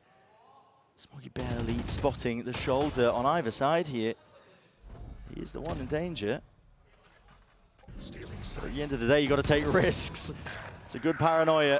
Doesn't connect onto too many more of them as well. They want to make a good go of things here, but Trent's going to be swinging this with the might of the rest of his team, and they do put a stop to any sort of bonus round aggression. That's a lot of economic damage done towards the end there, though. I mean, considering the way that this started with G2 fully in control, map control all over the place, breaking all of the Cypher utility, like very good slow defaulting, the thing that you come to expect from G2. And it baits out that push from Simon, which was absolutely ill-advised. Considering that's how the round began, the fact that they've done serious damage to the economy. It's not too bad. Light armor on 3, Bulldogs on 2. That's a really solid bonus in the end, results-wise, for EDG. Toxins going up. Probably going to be seeing more of the same here from G2. Real cautious at the beginning. EDG fully disrespecting A lobby, just walking all the way up. Now they hear the Euro all popped up, and G2, he wants nothing to do with it.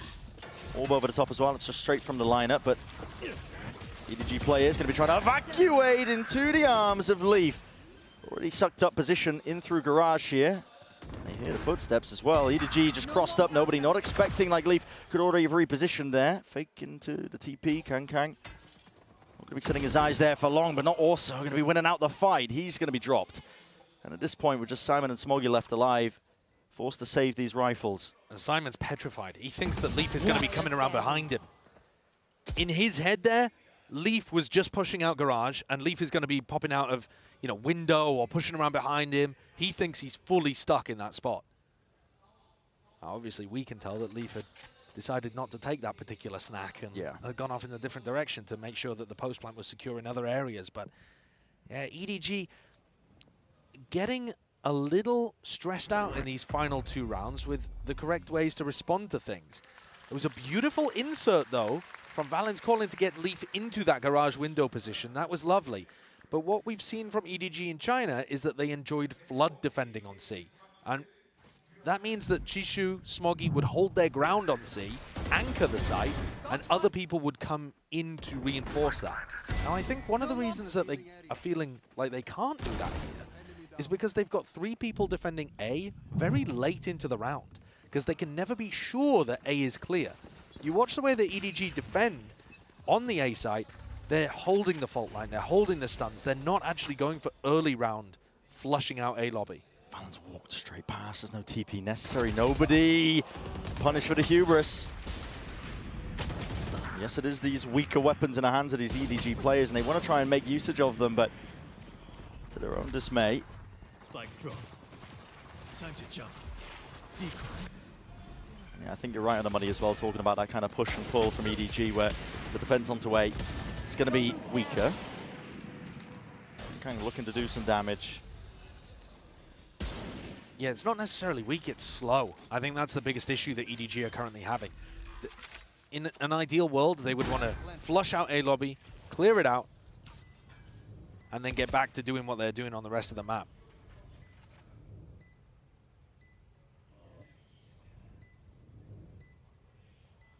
G2 just going to be looking to get some players out alive, although Leaf might want to go hunting. 2 away from a pretty big ult. He's the one watching the flank though, and money is booming, so don't really have to worry too much about losing some of these guns. Taking a jiggle, Simon spotted, taken out. And Kang's last one left right through the wall. And to add some additional context to G2's Haven, we haven't seen it very much this year. No. We've only seen it twice, I believe, both times playing this over Breach comp, which was a surprise to us. Because when G2 were playing in Tier 2 under the Guard, they were known for pushing forward this Viper Omen composition and really selling new ideas and ways of playing it. I believe they invented this version of the Viper Wall as well, whereas other teams were using one that goes over towards the A spawn connector. A lot of other teams stealing their ideas, loving the way that Jonah P and Valen were playing on this map.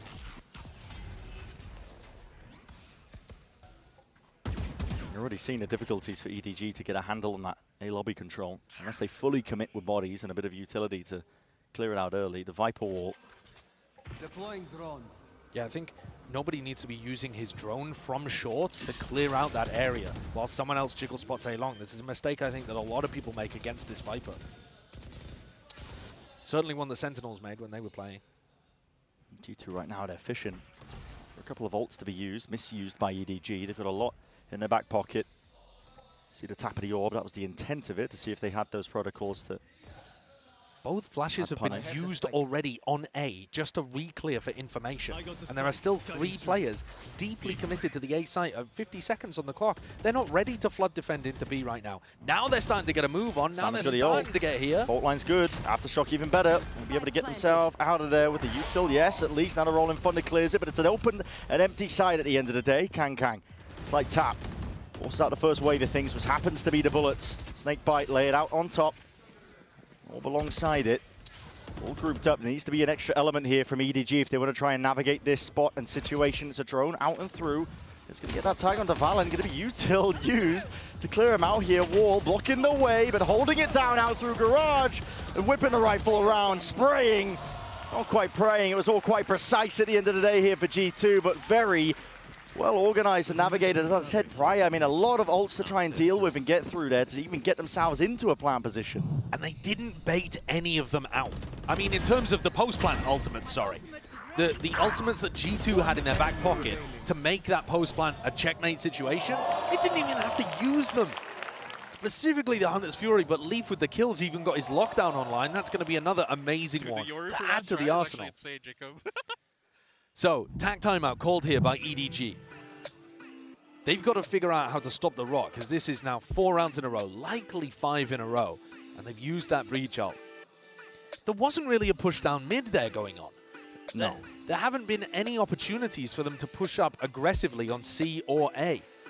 They tried once to get Nobody and Kang on a deeper line in A lobby, but when that didn't work and the flank didn't pay off, it seems like they've been disinclined to go for it again. And unfortunately, what that means is G2 have just got their run of the map. Right now, it's almost like there's no defense for the first minute of the round as long as they don't go into a site. They can go garage, they can go down short, they can go up mid as long as they don't go into B. They're not getting contested. No. Free range to just break all the util passively laid out across the map here, so Chichu's trips, there's no play off of them most of the time when they're getting broken. He must be having a nightmare as well. He keeps buying all of this utility and then it just gets broken. Yeah. Within the first 40 seconds, G2 just taking their time with that one.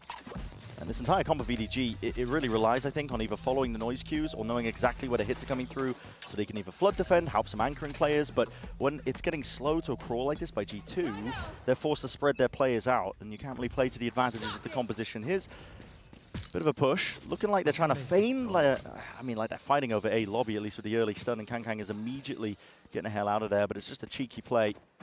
Throw out there when your money's a little bit weaker. At least this time, though, they also have Nobody posted up with a Marshal, so this is going to allow them to rotate other people off.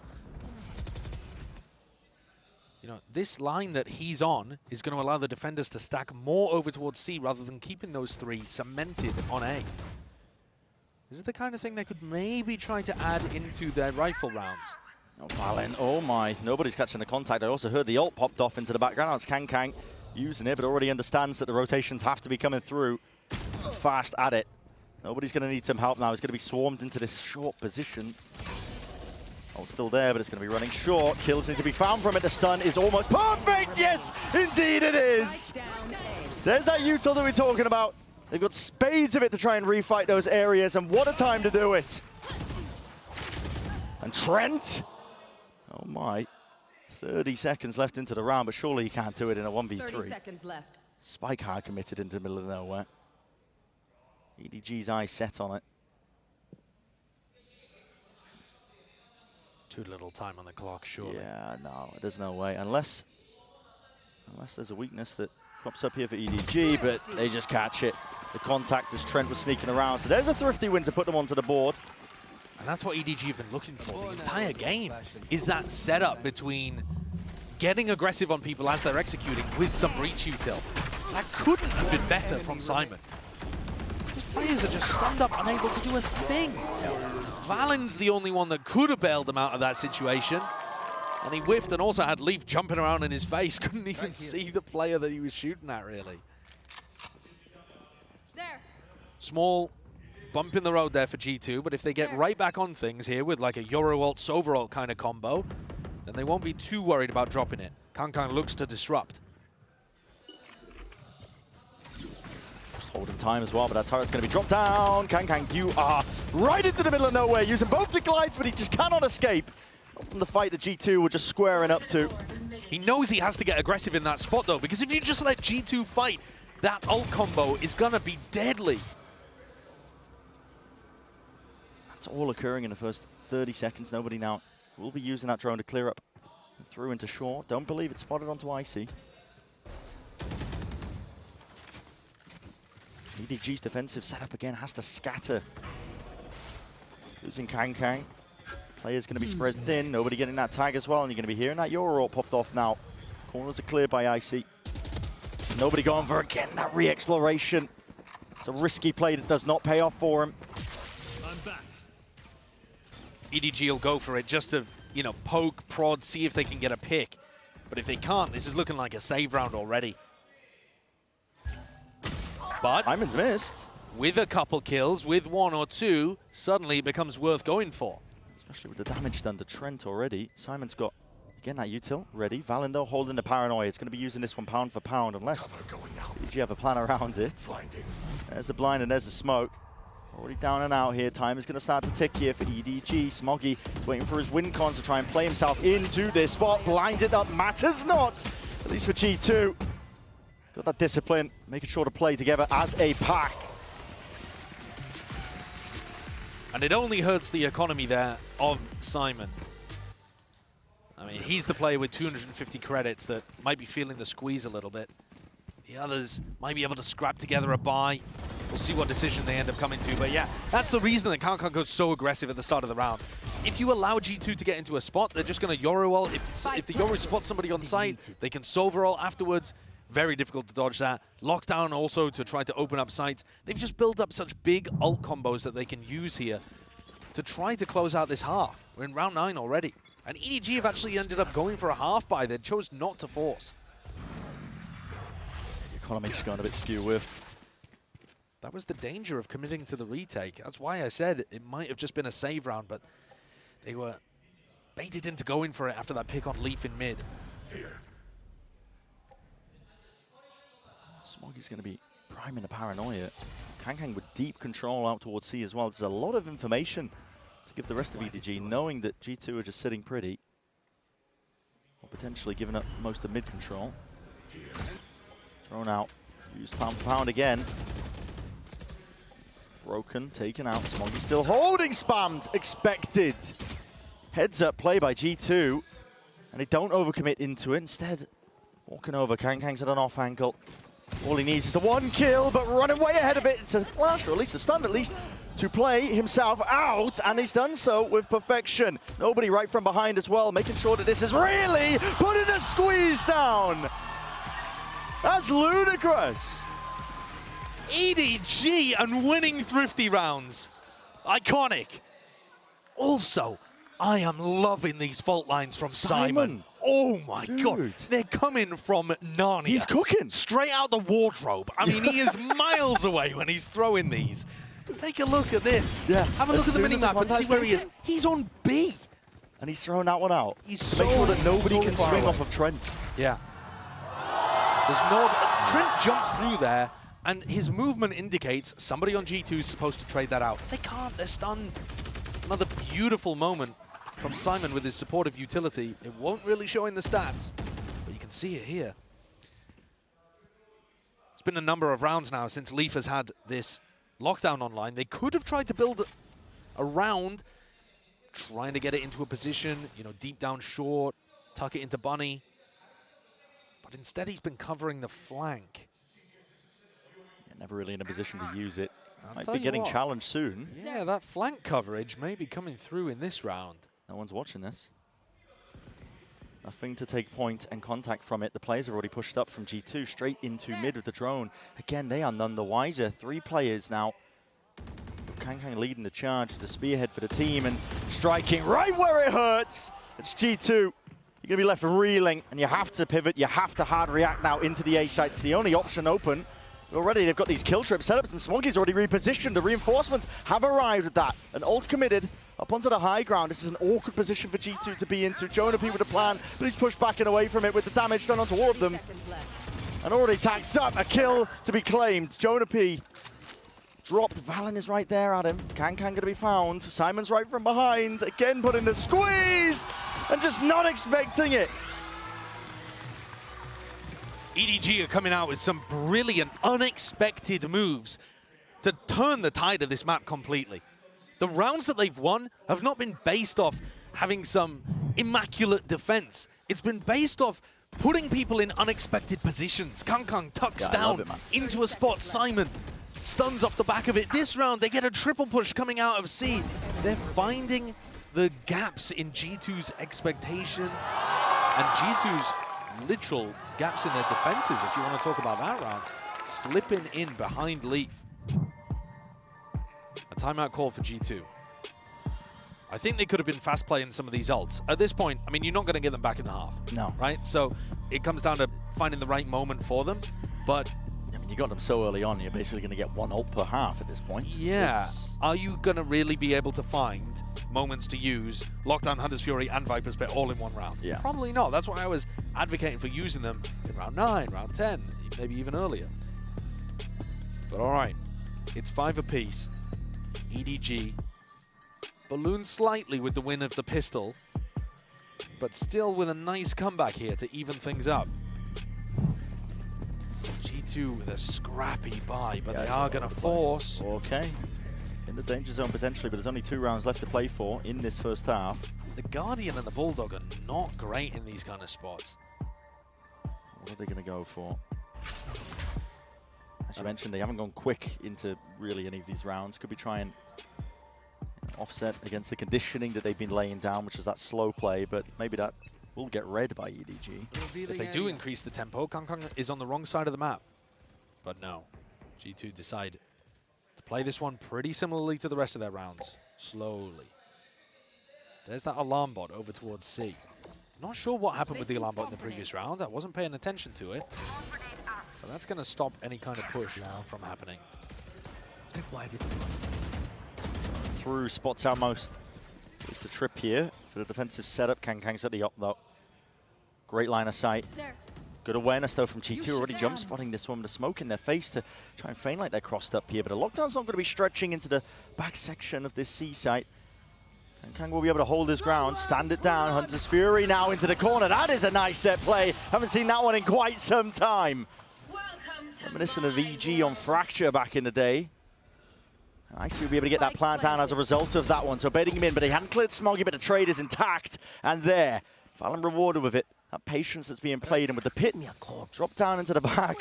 Juju's desperately hunting for the neural theft. He does get it off and stays alive. But what can EDG do with that information? Stun into the corner again. Global util, it's been good. Trent is basically dead to rights. Indeed, cleaned up just from that utility. Time might start to become a problem. Spike's ticking away. Chichu with another one. Pit's still up though. Gotta worry about this one. It's not planted for the pit. Yeah, it's playing out wide here. To tap. Knows he's not playing onto the contact. Jonah P's going to be weaving in and out. Still going to be coverage. There he jumps around the corner, but it's Timon who saves the bloody day. No! Oh, time getting away. 0.36. That's a ridiculous situation because there wasn't a player on G2 there that really slowed that down. EDG probably could have played that half a second quicker and still had the same result. I mean, you know, Valen maybe slows things down just a slight amount, but it's all just based on when Chichu gets on that defuse. Oh, it's a heartbreak. It wasn't quite there early enough. Final round of the half. Feels like EDG could have had that one in the bag. Simon with a big breach ult risks his life slightly. Just trying to set Kangkang into the appropriate spot. I see. Spam down into the corner here. Smoggy though is going to be going down. Valen will not leave that one uncontested. Nobody. Deep tucked Paranoia is going to be dodging. But at least with the draw, no way! Backstabs in play. Kangkang with all that positioning. 6-6. That is an explosive finish to the first half of Haven. And one more situation where EDG find the gap. Bait them into a big fight in short, walk down mid. Kangkang is right there for the backstab. It looked like G2 had all of their pieces prettily set up throughout this half. And yeah, EDG have still responded. Salvaged it, man, just from the scraps as well. Forged the path to 6-6, and still, you got to think it's anyone's game.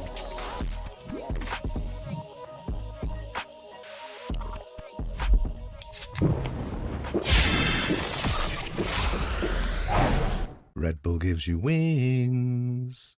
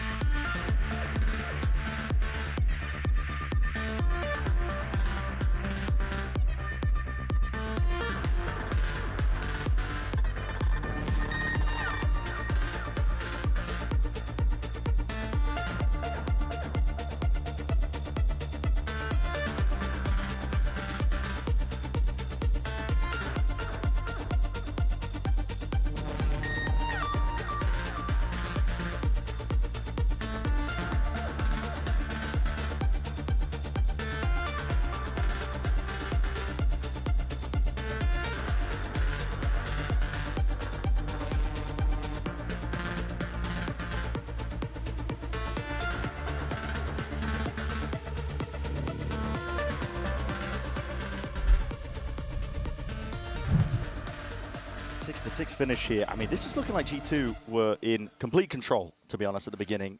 It was only EDG grabbing that pistol round, but the thrifty win on round 7 and a string of rounds that really followed as well, just from that lack of respect that including EDG was another showing. thrifty. That's what paled them out, you know. That's the thing that got them going up to that 6-6 half now, heading into the second half of Haven. And expectations, again, kind of a skew whiffed. EDG, what we do know about this team is that their execs are nasty good, very well drilled and tempered. And they're going to be putting that pressure and applying it straight to a lot of these G2 players.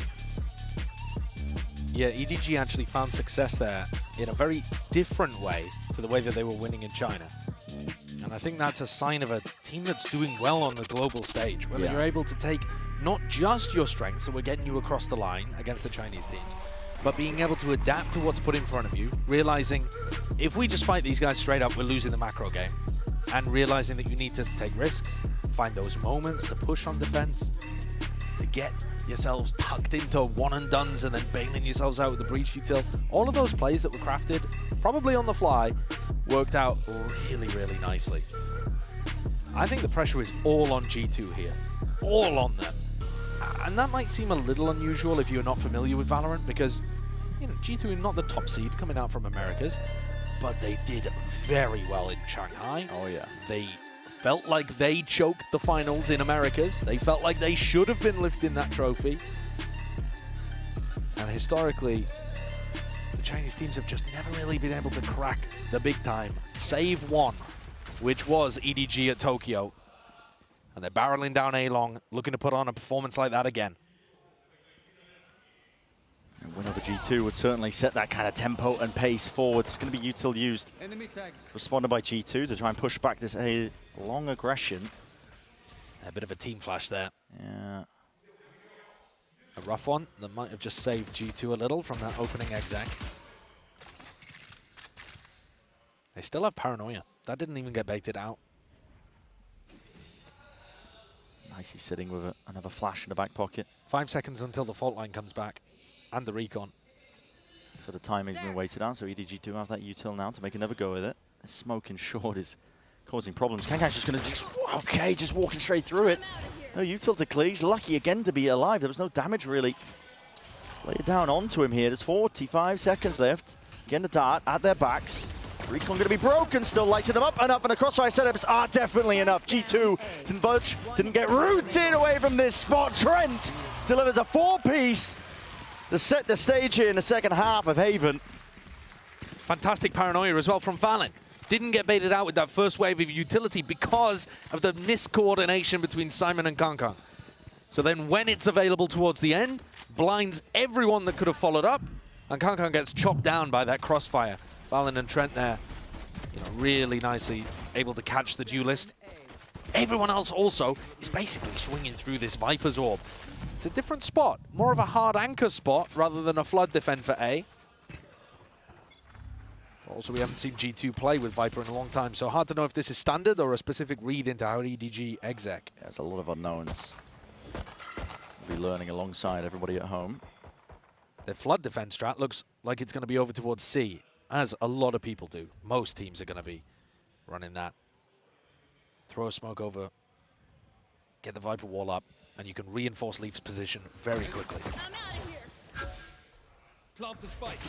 Kang not willing to reveal the fact that he's holding on to the Marshall. Now an attempt over towards the C side. The util is always going to be good for it. I mentioned how good EDG's XX are, but they don't really have the weapons for it, so it will have to be util to try and save the day. Leaf picks up SUPERNOVA, realizing he wasn't favored, going to be backing away, and the pause is caught at just the right time. Refighting into the back of the site will not turn up with absolutely anything. It's cleaned up. Stack him up, knock him down by Jonah P himself. Nobody saving in that round, though. They went for the full buy-up. A lot of respect being shown for EDG. But that also means no Vandals, no, Phantoms to carry forward. So this is light weaponry that G2 are coming into their bonus round with. It's good, though, to play scrappily inside smokes. So that's something that EDG are going to have to watch out for and dodge here. And EDG would love to get off on the right foot. Losing this round might make Haven an impossibility. Yeah, might just send them spiraling. Flash through into mid, couple of stray shots. Bit of posturing from Kang. Overall, though, nice and slow.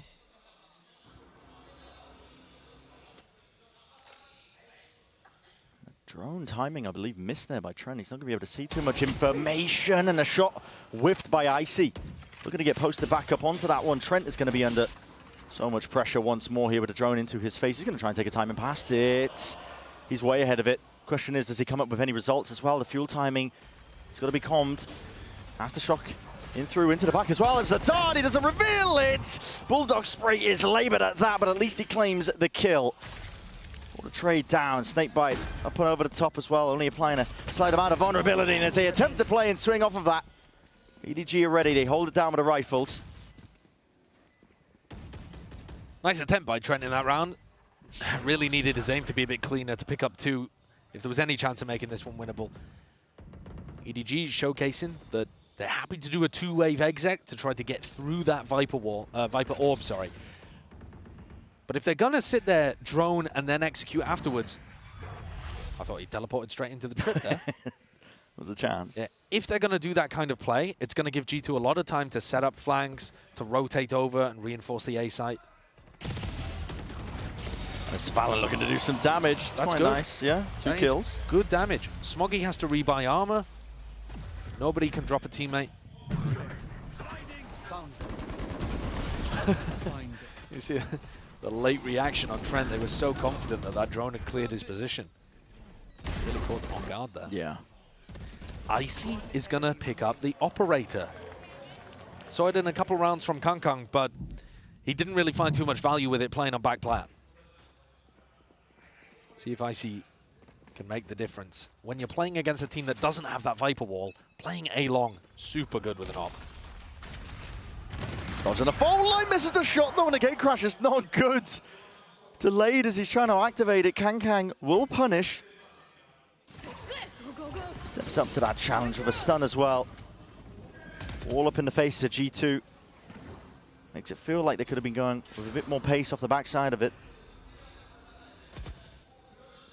Drone in the mid round, use to clear it. Nobody's going to use it. See if you can gain any more information. Jonah P, they know that the Snakebite was dropped down, at least from the 1 avenue. Nice cage, threatening like there could be alert going on. Does Jonah P buy it? Doesn't really seem that he does. They're going for a reclear. I mean, as many fights are about to be occurring here. Nobody wins it out through mid. Valin gone peekaboo. Rips the head off Smoggy. Backs away and plays his life. Trent as well baited into a one-and-done position in case there is that re-exploration by EDG. If you had a stat of players fault-lined, Simon would be, He'd be right up there. I mean, that one aimed for Valin, but catches onto Trent. Like you said, he's kind of stuck in short right now. Leaf's going to be asked to do a lot. He has to be worried about this B lurk, and he has to try to cover the C site as well. Viper's down, so Jonah P can't pop that wall up and try to help them flood defend in here. Yeah. And Leaf's getting squeezed. He really is, right from the sides. And the damage done. I mean, listen, Kang was almost alone taking that fight, but he would have had backup at the end of the day anyway. C-plant and G2. Take the tail between their legs there. Going to be going all the way away. They want to save this operator. You certainly don't want that one to fall into enemy hands. Yeah.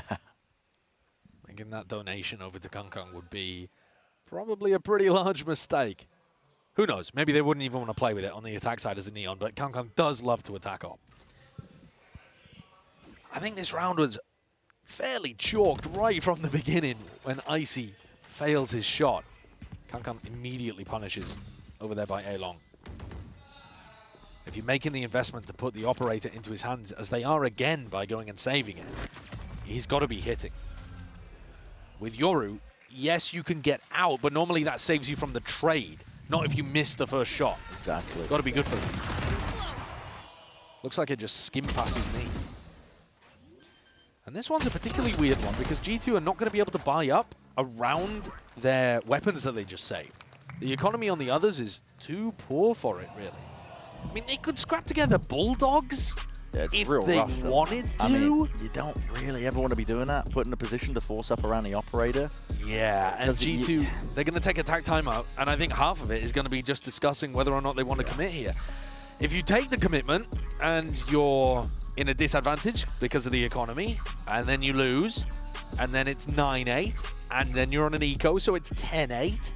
And you're still holding on to the operator for some reason. Yeah, it's a big, dragged along. Big risk. Yeah. If G2 go for this one, it could well define the map for them. You know, if they win, they're just in it. If they lose, they might be out of it.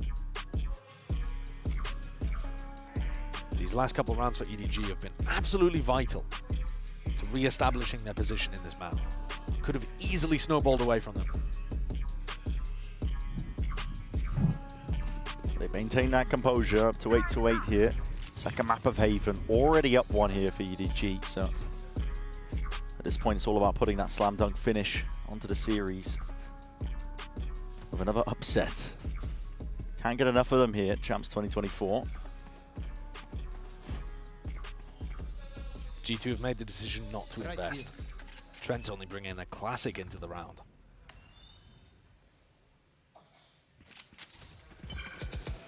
Taps onto the orbs. So I'm going to be happy for that one now. He's going to be 1 away towards the Rolling Thunder. Big tool to use. Assuming to get this one online as well. And you're going to be thinking, favored to at least get the plant or a couple of kills into this, with G2's weaponry being so low. The danger has to come from Icy or Valorant. They haven't particularly tested this C defense. I mean, they've been over there once or twice, but we haven't seen what the G2 Flood defend on C looks like. They're actually running into a similar defensive problem as EDG were, where they're keeping 3 players A deep into the rounds. I mean, look at them right now. They don't have too much info, deep down long, that kind of thing. So you've just got no ability to pivot your players over and defend against this exec. This is just absolute free real estate for EDG. Kangkang's the one who steps forwards, taking a challenge into the smoke. Flashes won't connect. And again, playing a retake without any rifles, really, other than just Valen and the op. It's an impossibility for G2. That's the position they're going to be forced into. Choosing whether or not to even make a go of this. Up and around as well. Baiting with the bodies, seeing if they can set up any sort of kills, but everybody falls. Flawless here for EDG. Op doesn't survive. Kangkang getting a glimpse of that trophy that he's hunting for. So G2 forced to go into the next without the off. Maybe it's going to be a good idea for them, because it hasn't found them too much value in the couple rounds that they've been running it. But this one wasn't really a fair one to judge. He had no chance of defending. Kangkang is so hyped up. You can feel the fact that if they win one more big rifle round right here, they've got G2 on the ropes. A mass amount of pings over towards the C site. Valen is going to be tested potentially here from the exec. He sprays down a couple of bullets. No kill inside, just contact plays, but a dart going to be short of the mark there, shy of it. All up once more, EDG. They've seen Valen over towards C. Now, he was previously playing A a lot, so that might make them think, okay, let's not go into C. It looks like it's reinforced fairly heavily. Perhaps we can take another avenue here, a different approach. And the breach ult, as that tool in their back pocket, may end up being a fantastic asset. Jump from nobody. Now past this point, looking to fake this presence. They're all in front of it, cuts it up as well, but already deep down C, G2 have taken that space, and they're going to know and be fully aware that there's really nothing else behind this one, and so the call is made. They realize it, a slow crawl all the way over towards the A site. EDG think that they've sold them an absolute blinder. What a timing for Icy and Jonah P to be re-clearing C. They are still going to be forced to retake, however. Can Trent ult to deny this plan? 30 seconds left. Nobody's sticking it. It's a little bit delayed and late here to Hunter's Fury. Yeah, it's not going to be connecting. Kangkang's going walkabouts. Played in right off the back of it. Their own ult as well, potentially obfuscating most of it. Flank. It's going to have to be held. Icy, no way past it. Has to break the trip now. It's alerted him to his presence. Locked down by Smoggy. This 1v1 being taken, but the rest of G2 is being just, again, plucked out of the prettiest picture. Still going to be trying to win out these fights. Held over the shoulder. Down to that 2 versus 2. Kangkang ult in hand. Lets it rip, but again, his head's on a swivel. And Trent delivers a miracle. Get the hell out of here. He's pulled it out of nowhere. I mean, I had no concept that those players were even lined up. I assumed they were lined up. Has he just hit a crazy spray transfer? Gotta see it in a replay. There's no world in which G2 should be winning that. And they needed that. A round loss there absolutely decimated their economy. They needed this more than any round they've had on Haven. Wasn't a full lineup. That took some serious skill to pull off. Fast reactions. That strat is actually insane, Jacob. Light-hearted by the sound of things on G2, but they just got away with murder. Yeah, they're taking the entire map in their stride, despite the fact that not quite elimination, but it's a game that will knock them off their feet. Here's a Hunter's Fury to supplement this play as well. Lighten up Trent. Kangkang to capitalize. It's another round where G2, if they lose, their economy's broken. They are not out of the woods yet. Neural to try and potentially play this one into the retake. The Neural Theft spots out most of the players. They know that the flank isn't really a threat right now. G2 playing this one in almost entirely together. A lot of util to be used here. Ural already popped off. Blind with the paranoia, up into the corner, spraying away. They know the rough positions of these players as well. They have to collect it all together. Jonah P up onto the high ground. Not enough to collect it. Drop down and spray down. Simon delivers them around, and the players are delivered right to his bloody lap. A perfect response for what Trent just did in the previous round. Hitting a similar level of spray down. G2, no answers, no economy. I love the increase of pace as well. You look at the way that G2 are defending on the A site. They've got that Viper Orb that needs to come up. They need Valen's Paranoia in that spot. EDG just caught them with only a single player looking to defend, reading that Trent was the only one home. EDG should be favored to get up to 11 here, and that is within touching distance of securing this match and going to playoffs. The only #1 seed that would have managed that so far. One that was least expected. From inarguably the weakest region, and I don't mean that as a knock on China, just historically, trophies gained, depth in tournaments, China hasn't been there yet. But that yet is doing a ton of heavy lifting here at Champs. It's the key word. The tide might be changing. EDG are grouped up here, contacting most of the way forwards. I know there's not too much of a risk, but G2 are taking a gamble of their own on the eco. To stack of players could present some danger, especially with EDG just making sure to walk all the way, most of the way through this one, spotting the contact here. And now, not going to be dealt with, lighten them up. Cutting it up into the crossfire setup with the smokes finally blooming and blossoming, and Icy trying to flash himself in, making a play, but this is EDG up to 11. G2 are going to have to make an adjustment to reinforce this A site. It's been such a glaring weakness in their defense now. Oh, did every pellet miss? Who knows how that one's happened. Leaf is one away from getting a lockdown. Trent is a couple away from a Hunter's Fury. These kind of ults can really reinforce an A site. They work for plant denial, they work for a retake potential as well. But they're going to get them online by dying, really. That's not a great way for the end of your map to look. No. EDG, like I said, touching distance now. And as we mentioned right at the beginning of this series as well, EDG, they were the top dogs in China for quite some time regionally, but they've been overshadowed a lot pushed to the brink by their own region. And not just that as well, they've been watching some of the other teams at this very event, even just earlier today, overshadow them. But EDG not willing to go down quietly. They want to show the strength of their region, the strength of their team, the improvements that have been made. I'm dead impressed. The pace and tempo. It's turned up, increased off the back of it. Ult not committed, in fact, just broken. Kangkang trying to play himself in. It's doubled up. Movement slightly ajar, enough to just offset all of it. And pre-fires into the corner. Hunter's Fury again to supplement and push back EDG away from this C site. G2 are using huge amounts of ultimates here, but it is getting them the value. 5v3 and G2 are looking to re-clear over towards Garage. Spike was picked up. G2's got it now. Does he realize he's back? He's got enemies there. Silent drop down Leaf. He nails it. Chichu drops, so does the spike. Nobody going for another reclamation. No, my goodness. Smoggy can only do so much into this spot. He's got the time to work with, but unfortunately, insurmountable odds. And it's all set against them here. G2 will not go down themselves. That was a good setup. They had Viper's Pit over towards A, reinforcing that site that has been a weakness for them. They deal with Kankan by doubling up, break that Omen ultimate. They've even got the Sova ult that comes through, denying a Garage split. Everything there worked the way that G2 would have thought it up. But now they don't have the Hunter's Fury. Now they don't have the Pit to reinforce the A site. So now it becomes incredibly important that we see a change around in the defensive setup for G2. The A site has been a massive weakness. EDG are going to try to exploit that. Or fake that they're going to try to exploit that. 3 players cemented in place for G2 on A. And Icy incentivized to go for the push down C. And this is ballsy. Yes, he has the gate crash, but he's taking this fight almost alone. Nobody. He's droned up and right ahead of it. Nobody.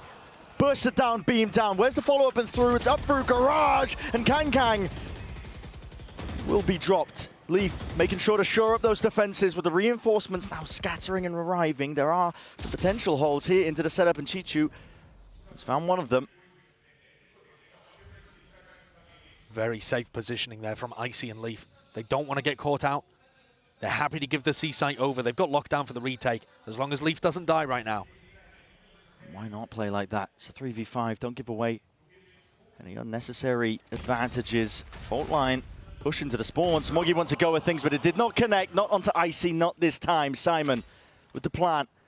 Stuck in place. Chichu's still there, pushing forwards. Aftershock as well. It's all highlighted and orchestrated like they want to try and fight this once again, and G2 are fully aware. Anti-flash. A dart into the back. A playmaking ability by Icy. Sacrificing his own body for it, but he's still the one to come up with the kill. Simon has got to do so much more. Kills are offered up towards him, but not enough in the end. G2 collected all together, playing together with that discipline that's highlighted this team as a major strength all throughout, and they've managed to equalize it up to 11. That A fake was such a beautiful call from EDG. And Icy's push down C long should have been punished if nobody had a single other player with him. Icy goes down in this spot, you gotta think it.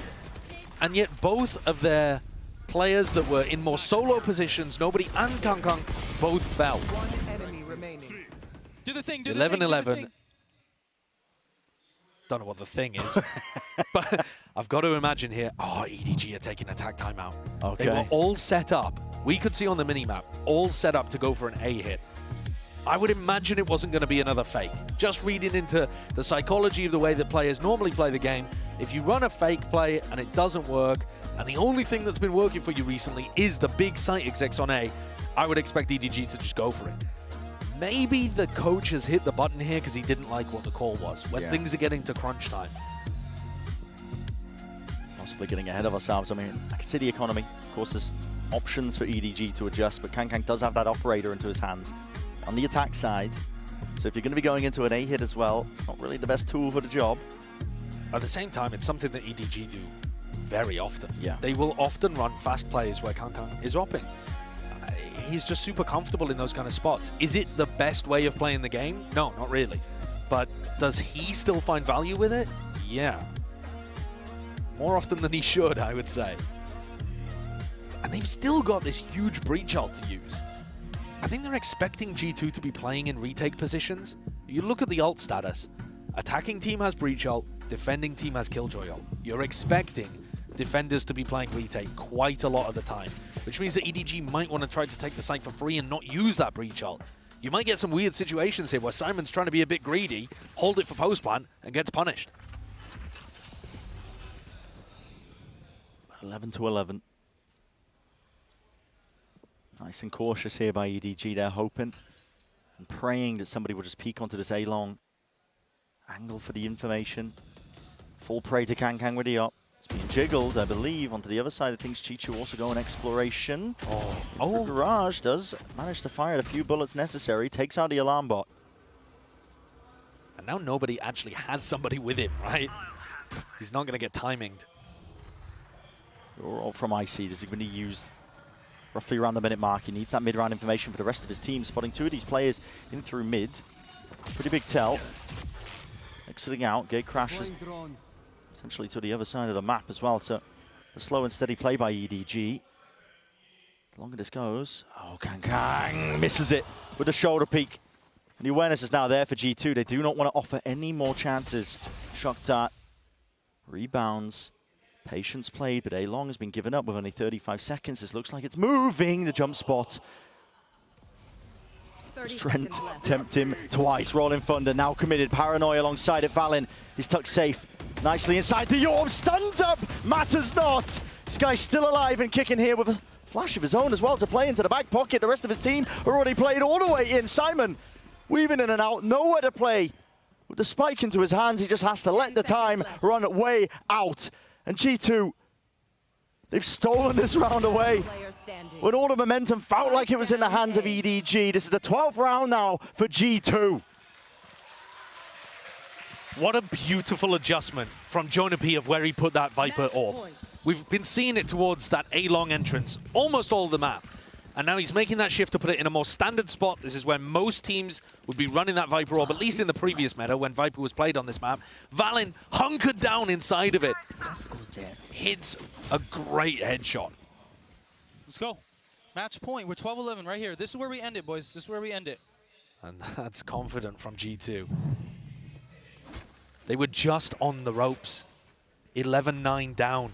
Now with a chance to bring us to bind. You gotta close teams out like G2. Kang's going to take matters into his own hands here. All the util to set it up. Another fast play from EDG. Again, an open site for the taking. Fault line in through the link as well, but G2 and none playing towards it. Wisened up to the tricks of the trade. Lockdown's going to be used as well to clear this one out nice and freely. No more util has to be used here by G2. Drone in through the back. Trent's going to be threatening like it could be making a play for this one. Alarm bot for the Garage reflank. They're going to know about this. Nobody's already passed it though. Alarm bot triggers. Jonah P defusing half onto the board. This is for the map. Someone needs to stop this. Someone needs to stop this. But no one is there. G2 right from beneath them. They steal the map away. And bind is fated to happen. I think steal is the perfect word to use there. EDG looked like they were in control, up 11-9. You have to close out against teams like G2. You cannot afford to let the series go deeper. EDG have just lost control.